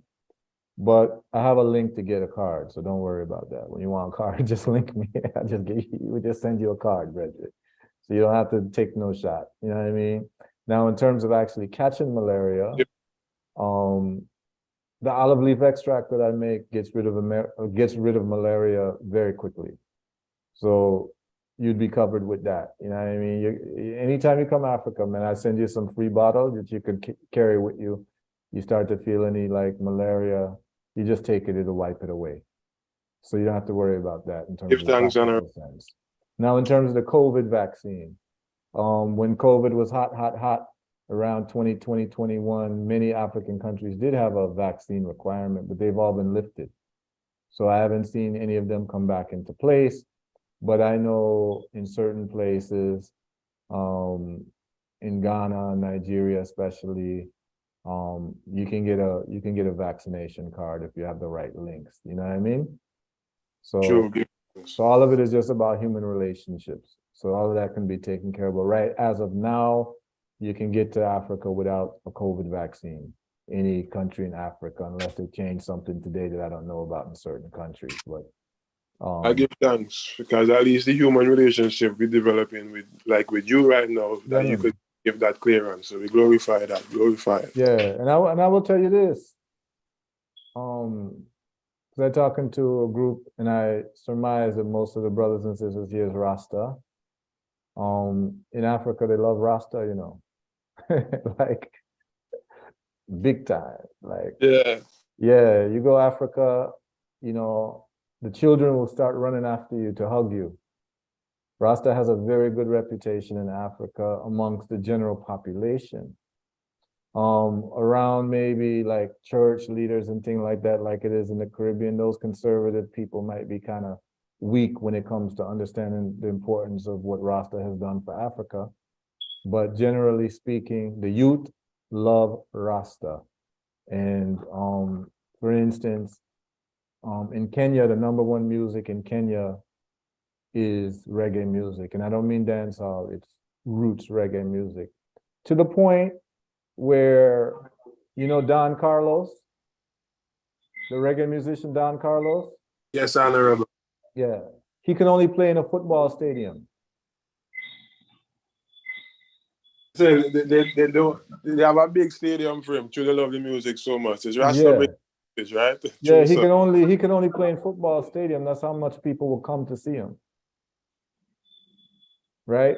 This is why I'm telling you, like, roots reggae in South Africa, they love Rasta and they love roots reggae. There's a whole movement going on in South Africa right now with roots reggae music and Rasta. And actually, the biggest population of Rastas anywhere in the world is not Jamaica or the Caribbean, it's in South Africa. That's a statistic that many people don't know. So the most Rasta man and Rasta woman in terms of population is in South Africa, in the world. And so you fit right in. You have a good time in Africa, man. Someone asked about the cannabis laws. So, much like it is in the Caribbean in many places, they will say, this is illegal, this is not illegal. But some places are definitely more liberal than others. Kenya, you can smoke your ganja. I mean, I've never had a problem. I smoke ganja, I deal with my ganja on a serious level. And openly, I was smoking ganja in Tanzania, no problems.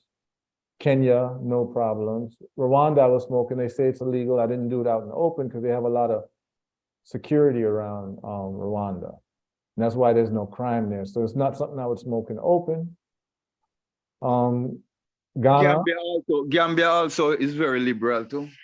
Yeah, and as a matter of fact, Priest Dougie, I was just made aware there's a whole island off the coast of Gambia where all they do is grow ganja, Yeah, man. I know of it too. Yeah. Yeah.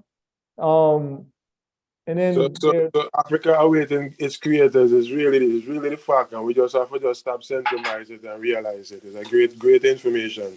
Yeah, I mean, like really and truly, you would go there, you fit right in, people would love you, and you just have to be involved in the development of Africa to some capacity. You will make some money, be able to support your family, and have your peace of mind, and know that you wake up in the morning in Africa. Because for the brothers and sisters who have not yet been to Africa, let me try to describe something to you. There's no feeling like when you first land in Africa. So first of all, particularly West Africa, if you land in Ghana and any of them places like Nigeria, particularly Ghana, you're going to be struck by the fact that everything you see is going to be red soil all around you. Like certain place in Jamaica is red soil with the bauxite, but it's red soil. It's just so bright that it's hard to ignore. Then you come off the plane and you realize you're in Africa, but it don't really hit you until you wake up the next morning, Because you wake up the next morning from your sleep and you kind of feel like you're dreaming, and you wake up and you're hearing birds chirping, and it's like, wow, it's African birds singing to me. It's a different thing, man. It's different. It's just different to wake up in the morning in Africa. Then you start to realize how much burden and stress we carry on our backs in the West. It's real. Because you feel it all lifted from you when you're waking up in Africa. It's different. Remember I told you this, because you remember it when you finally wake up, like if you wake up in Rwanda, because Rwanda's so nice and developed and it's so green and so you feel like you've been freed. Your spirit has been freed to a place where it's supposed to be. This is the best way I could put it. And you feel like you've missed out on this for a long time in your life. I pray that's everything that you're saying right now is exactly how I felt when I touched the ground there in Ghana. Trust me, you're saying facts all the way around. Yeah, man. Give thanks to your honesty, my Lord. Yeah.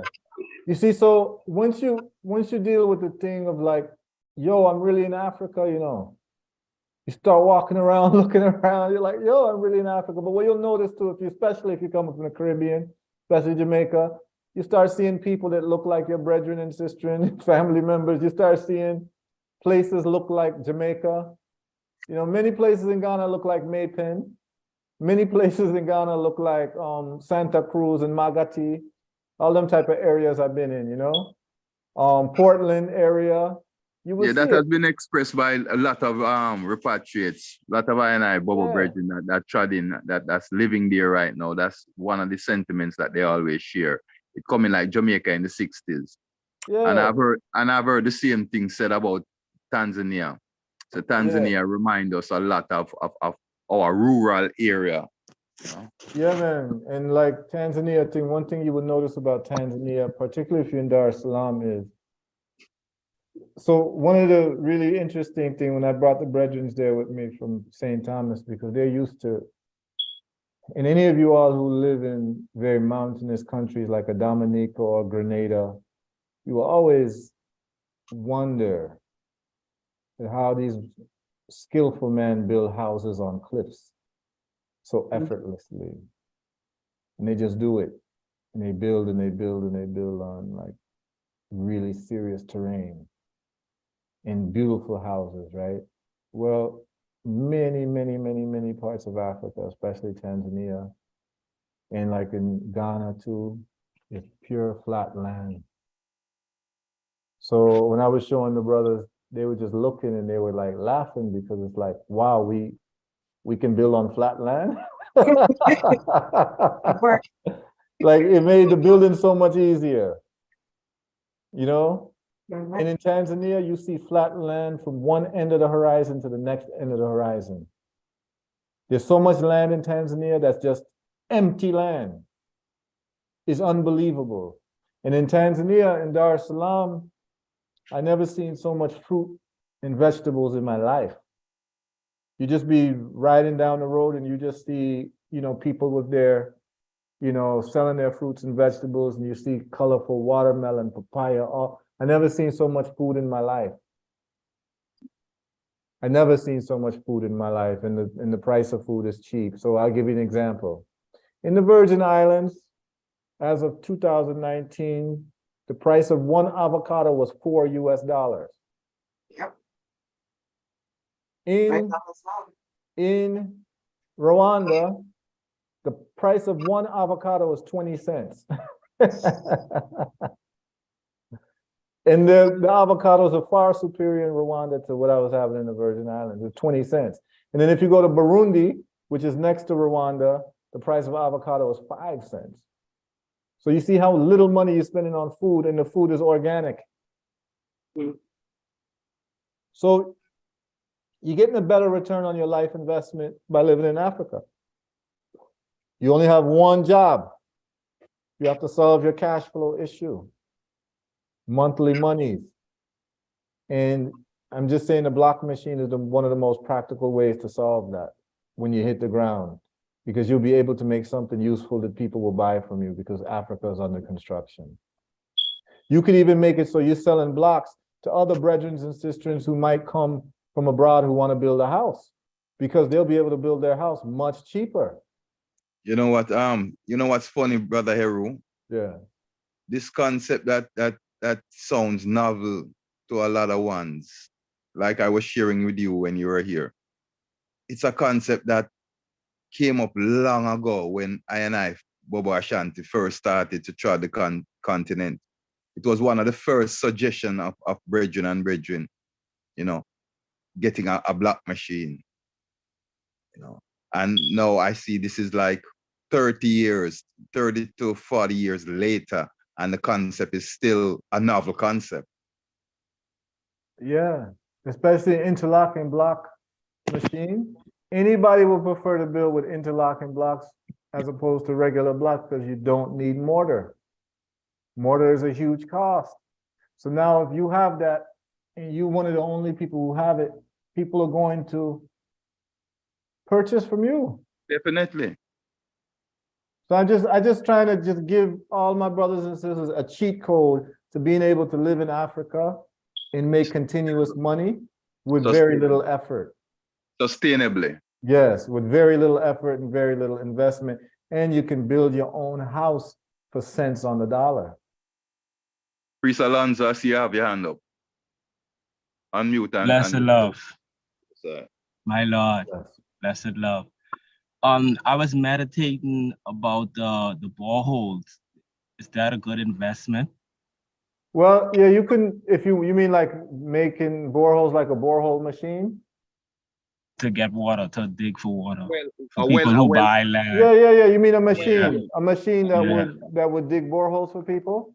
Yeah, like a truck that can't. A truck. Yeah, you could do that. You could do that. But the reason why I prefer cistern is because the rainwater is much more healthy and reliable than the groundwater. If you have the groundwater, you're gonna need filtration. Yeah, you're gonna need different type of filtration more than just a carbon filter. You're gonna need reverse osmosis, because if you're by the coast, the water that you're gonna dig up in the borehole is gonna be salty. So now you have to desalinate that water because you're gonna get a lot of seawater in the ground table. And then if you dig in different places where the land is very rich, a lot of the water is gonna have heavy metals in it. You have to clean that off. But when you use rainwater, all you need is a carbon filter, and now the water is drinkable. So I think that the borehole is cool. A lot of people do it, particularly Indians, but I believe that the cistern is actually a better solution. And some people have both, but it certainly is an investment you can make, and you can make money because Indians and Lebanese are doing it. Brother Heru. Yeah. Well, the borehole, wouldn't that come into play more into agriculture too? Yeah. I mean, you can use your borehole if you want to do Irrigation irrigation, agriculture. Yeah, you could do that, definitely. Absolutely. So, I mean, there's all type of ways to make money in Africa, you know. The Chinese are there, the Libyans are there, the Lebanese are there, the Syrians are there, the Europeans are there. Where's I to be found? You know what I mean? Like, listen, nobody should be getting action in Africa, in the development of Africa, without Garveyites getting action in Africa. Full stop.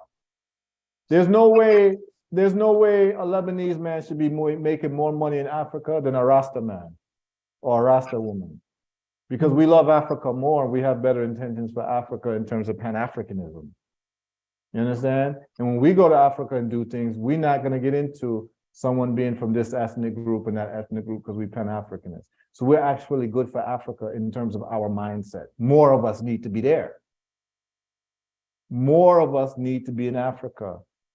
Brilliant talk. That piece of talk there's a powerful talk. You know what I mean?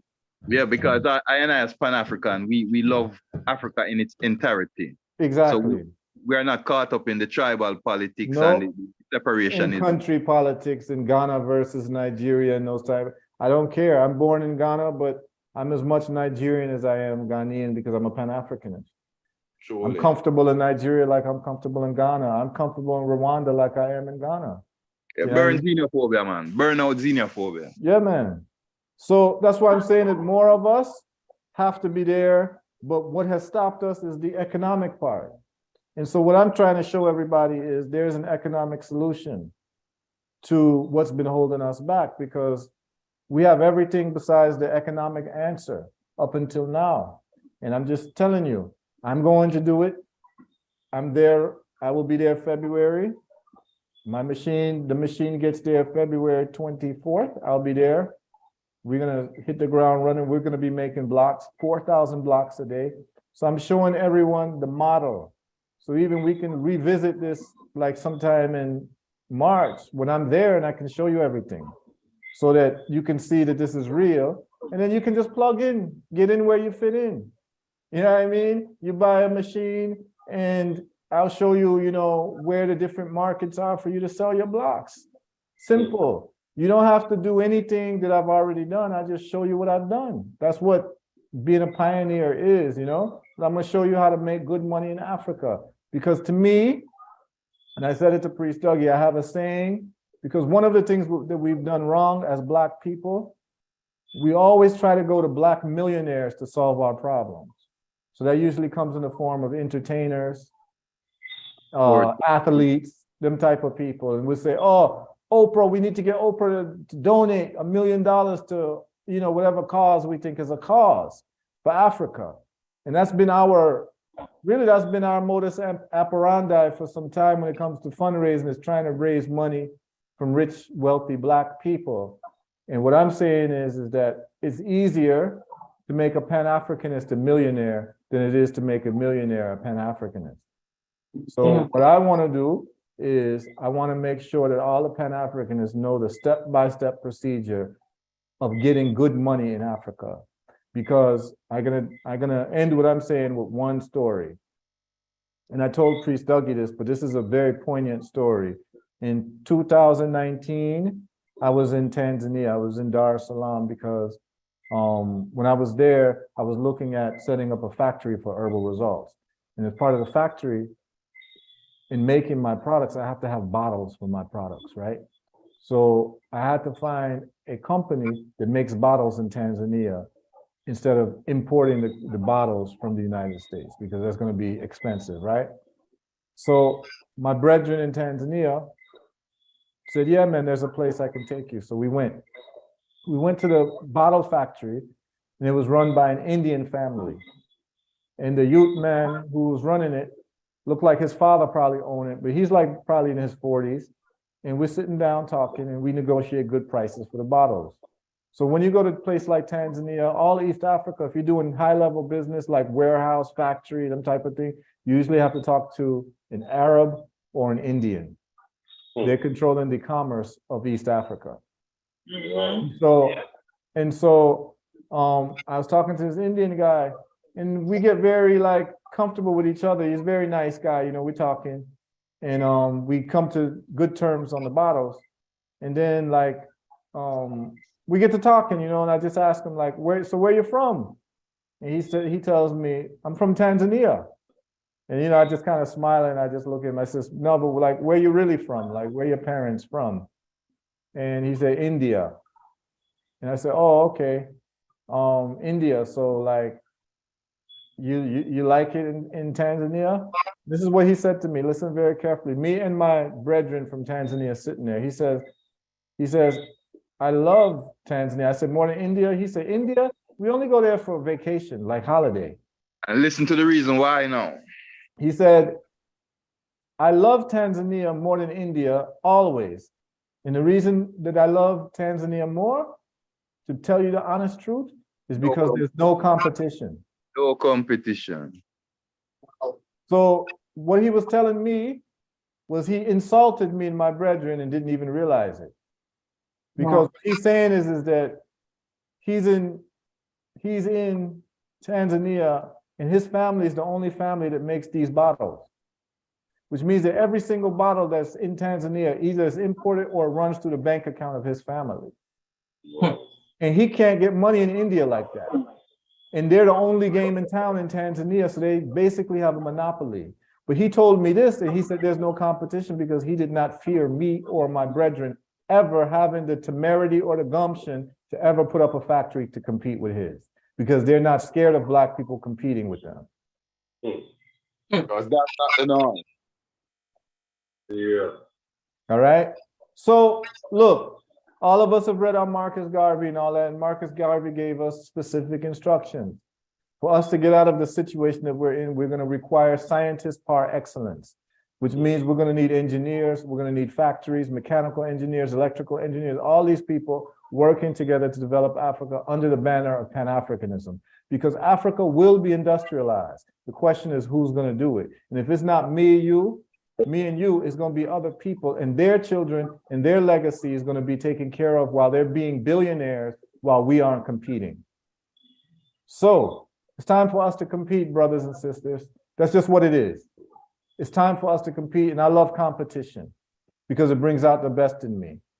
So I'm here to compete. I'm here to build up factories, and really, I'm looking for the next decade or so. Like within the Black consciousness movement, we noticed that the Black consciousness movement, one of the identifying factors of the Black consciousness movement became vegetarianism and health, right? There was a time with the Dr. Africas and the Queen Afuas and Dr. Sabis and these people that became part of the identifying characteristics of a conscious person, a Black conscious person.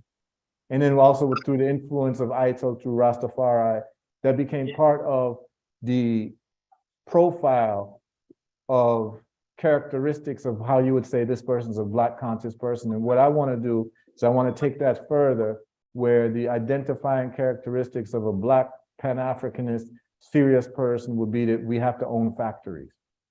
We have to be the owners of factories. This is what Africa requires, and starting with one machine at a time is the way to start. You saw the young brother who's doing the block making factory and how he did what he did. And these brothers, I'll be meeting with him when I go to Ghana in March. I have an appointment booked with him. I'm going to go sit down in his factory. I'm going to see if he's interested in investment so that me and my brothers and sisters can become part owners in his factory and build his factory out even more so he can do more work. This is what's needed, y'all. This is what's needed. And these relationships can be made quite easily. Quite easily.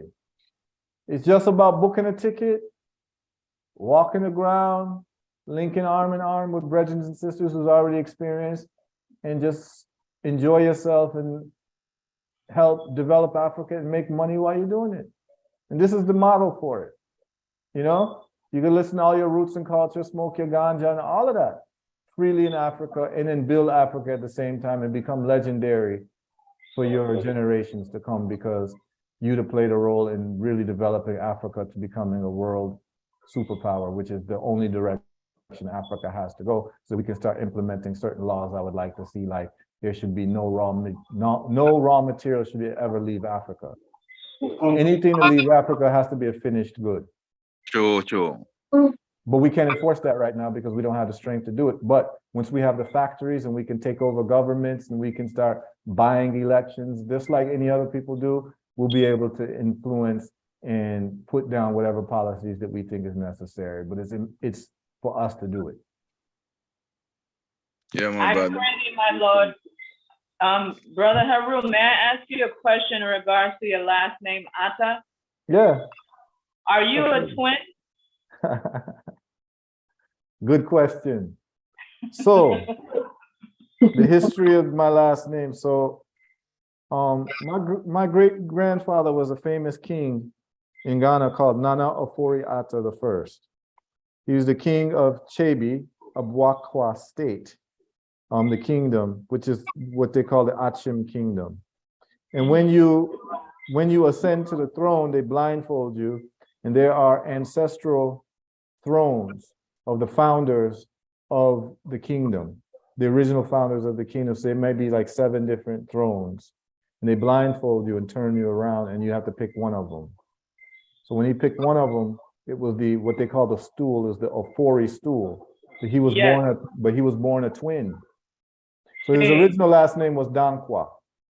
Okay. So when they put him in the room and they blindfolded him, he picked the Ofori stool, but he was born a twin. So the word for twin is Ata.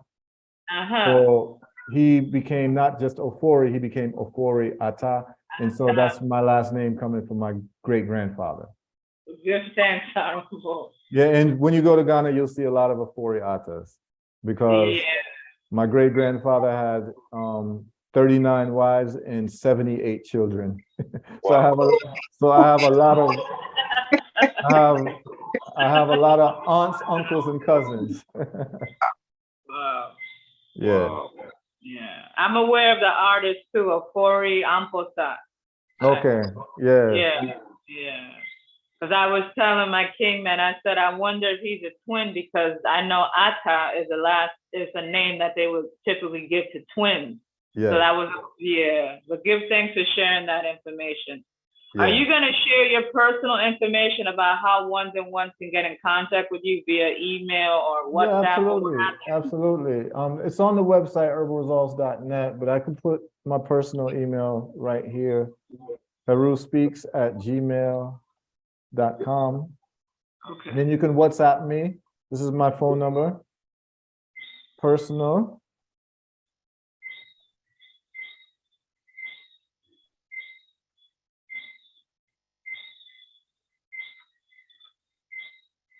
Right there, that's my WhatsApp. Okay. Give thanks, Brother Heru. Feel free to link me anytime, I'm very easy to reach anywhere in the world. If you WhatsApp me, I'll get back to you. Okay, will do. All right, Brother Heru, give thanks for your precious time, my brother. Give thanks for this invaluable amount of information that you shared tonight. And no problem. Let me ask the people on, so what African countries are you all interested in? Like, let me go one by one. What's your top 2 choices? Tanzania and Uganda. Okay, why? Oh, because they're close to the equator. I love the mountains. I live in the mountains. I love mountains too. But also, Tanzania has never had a civil war, so it's kind of one of the more safe countries. You wouldn't really have to worry about like an uprising or something while okay. But just the natural beauty, I love the gorillas too, which you can't really find everywhere. I would love to be able to go into the jungle but yeah, just, the lushness and the beauty, natural beauty, the people, everything really. Yeah. All right, cool. So if we do the Rwanda trip, you want to go because they have a whole gorilla park called Akagera Park. I would love Rwanda. to. I would Yeah. love to. So yeah, those are some good reasons. Let's just go down the line. Who else? What's Well, your top I two have countries? 3. All right, what's those? Ghana, Senegambia, and Tanzania. Okay, why? Why Ghana? Well, I'm familiar with Ghana. I have friends that live there. So it'd be easy for me to, go wherever and have, an escort to take me places. I'm also familiar with the language. I speak it, just a little bit, but I could understand it as well, a little bit. And Senegal, Gambia, I feel that a lot of my ancestors descend from Senegal. So I would really love to travel over there and see. I also have an affinity, with Senegal for some reason. I don't know what it is, but I just love their food. I love the culture. Same way for all African countries, but there's something special in my heart for Senegal. And Tanzania, all because of its beauty, its history and the trade, the ancient trades, and the beauty of Tanzania. It's beautiful. And also the university that's there, Dar es Salaam, so many scholars have come out of that university. So yeah, those are my picks. All right. I have 3, my lord. Okay, what are those 3? Well, Ghana, first of all, because we have our people down there, our church, and brothers and sisters of the Bobo Shanties living in Ghana. And we hear a lot, history and down there in Ghana. So but I love to go there, and see how the life in Ghana is, and and so on. The next one is Tanzania, because the way how you talk about Tanzania, because I said, boy, when you were explaining about the country and the beauty and the luscious and the nice roads and everything beautiful about Tanzania, I said to my son, if I have the opportunity, I would love to see it for myself, And the other country, I heard Sister Cindy talk about Senegal. How do I know about Senegal? It was in 1994 when, the football thing, and I hear the name Senegal come up. I didn't know much about it. And I've been hearing, little about it in time, year after year in history. So I say, yes, I would love to go to Senegal to really see the development and how the people interact and, the vibes, the old vibes. I like to go there, really see for myself, because seeing is believing.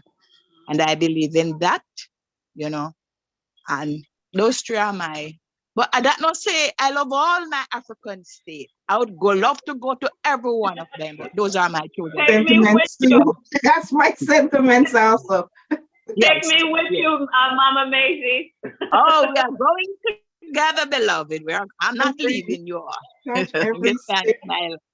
Yes, my Lord, and Honorable Prophet, I really enjoy listening to you. You fulfill my heart, and my son, we were here, and my daughter-in-law, we were just listening and smiling and say, yes, Africa is our home, and we, just like how you remember your experience there, in Africa, when you come to Jamaica, you go meet the same people that you left home, you see here. Well, that's what the Father said. We are all brothers and sisters. We are one and one indeed. So I give thanks, my Lord, for your time, to explain to us. We really appreciate it, Majesty. And you have a wonderful night, wherever you are. All right, Give thanks and blessed love.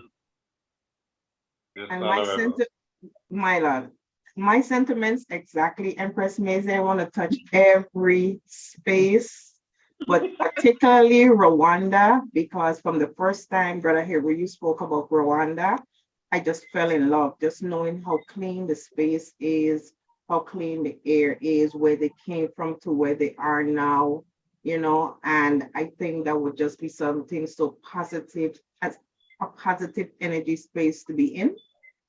So Rwanda for sure, and any other space you're ready to take us, I'm willing to go. No problem. I know. Yes, Honorable.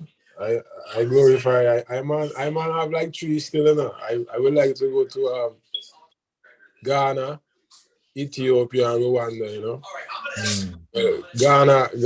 Ghana very significant as far as even repatriation. Because even President Kwame Nkrumah, with Haile Selassie, even make sure that if we were to return, we could return through Ghana as a safe haven anytime. So just the fact that we have a Congress church there and, we can go through there and, get a liberation from a repatriation perspective, that's good too. Ethiopia, that's a Godhead, that's where Haile Selassie, the mother of civilization in Nile Valley. It's good to go and see North Africa still because, that's where Haile Selassie even sit on the throne with his Queen Empress Menen. So just to see that part of what, we pass through and, we live in that fullness today. So I would like to just see, get a glimpse of, the dynasty and, able to see the fullness of it. But Rwanda, I like Paul Kagame. I like his mentality, as far as you really revolution or evolution in Rwanda from the genocide from that time to now, even as a spiritual level, even concerning the spirituality of the people. He's not really encouraging Western colonialism concept, He's really giving back to the tradition and industrializing, like even the factors, he closed all the churches and the mosques and turned them into factories, So you can see he working with Marcus Garvey vision. So I glorify that Rwanda move as well. So those are the three states I like to, visit. My Lord, for me personally, Ghana is one of them. I mean, I have a lot of them, to be honest. A few states I would love to visit in West Africa. Ghana and Mali, Senegal, Gambia, all of those places that was once one, instead of when the colonial split them up and call them different places, and North Africa as well too, Northeast Africa, Ethiopia, Kemet, them places that I would love to see as well. Rwanda, hearing you speak about Rwanda, it kind of just like tickling my intellect. Like I want to know more about it. You know what I mean? I want to live it and experience it. Yeah, the reason is, one for Ghana and the West Africa vibes is because, quite recently I have a sister, and through the ancestry.com, I was, get to find out that I had a sister. And what that also did, it also helped me to find out where in Africa I was actually taken from, and the tribe. So it's more like of the Ashanti Bantu people, So I would love to go to West Africa to learn more about their traditions and customs. And also for North Africa, it's about the language. As a man, easily pick up certain language, but I have to be immersed in it. So one of the things I would really love to learn is Amharic, one of the original tongues of Africa that has not been, tampered with or whatever. And Rwanda, like I said, for just you talking about it, how it's clean, and how you're able to get, stuff done quickly, So those are the reasons that I would love to go, and those are the places. Yes, sir. I do have a question in regards to Rwanda. Now, the language. I understand that they speak French. Now, what about English? Can you get by with just speaking English if you don't know French? Yeah, most people speak English. They abandoned French based on what the French did with the Hutus and the Tutsis during the genocide. So the older people speak French because they were educated in French, but the people now on the ground, they speak English. And then they have their mother tongue, which is called Kinyarwanda, you know? So, you know, like one of the words you would learn when you're there is Murakoze, which means thank you. You know, you can pick up the language there, and they also speak Swahili there as well, but you have no problem. You have no problem speaking English. Okay. So give thanks, Brother Heru, once again. Yes, my brother, it's time, you know, we are touching the 10 o'clock hour. So, like I say again, give thanks for the wealth of information. And just for a little tidbit of information added to what you said, the Bobo Ashanti Miami branch also adopts a school there in Rwanda through Priest Napi and his Empress. So, yeah, it's like a natural progression where I and I is treading. Excellent. Yes, so yeah, once again, yeah, man, give thanks for taking the time out and sharing with us, and we'll be in touch. And as you know, you and I have a date and a journey, so I will leave you with the eye. Yeah, man. Yes, everyone have a good evening, all right? Thank you, Brother Heru. Give thanks for everything and all Yeah. the wealth of information. All right. Give thanks. Give thanks. Yes, Honorable, give thanks for taking your time out, whatever busy schedule I have, to even, fill us up with this information. And like I say, it was very informative. Very informative. You know what I mean? And trust me, and I heart is overflowing with joy. Just hearing that I speak, give thanks. Give thanks, my Lord. Yes, give thanks. And there's more because he knows about the stock market. So that's another topic, another discussion. Yeah, whenever y'all want, it's no problem. I'm available, Give thanks. Peace and love for royal family. All right. Bless. Blessed, Honorable. Bless. Give thanks, Brother Heru. Yeah, man. Peace and love. Give thanks, Daniel, for to make this possible, my Lord, on your network. Glorify really the mighty Lord, Honorable Prophet. Yeah, Priest Doug, you really did it. Yeah, but you did it too. Everybody did it, because we all listen, So we give thanks each and every one, Yes, Glorify. Thanks, Judge Dougie. It was a great program. Lots of information. Thanks, my Lord. Man. So we here for, And Jadogi, you are here with us, or you are there? I am here with Heru for the moment. Wherever he is. Yeah, we're in Miami. No, we're there in Florida right now. All right, that's what I'm asking. Yes, my Lord. We're in the same space. All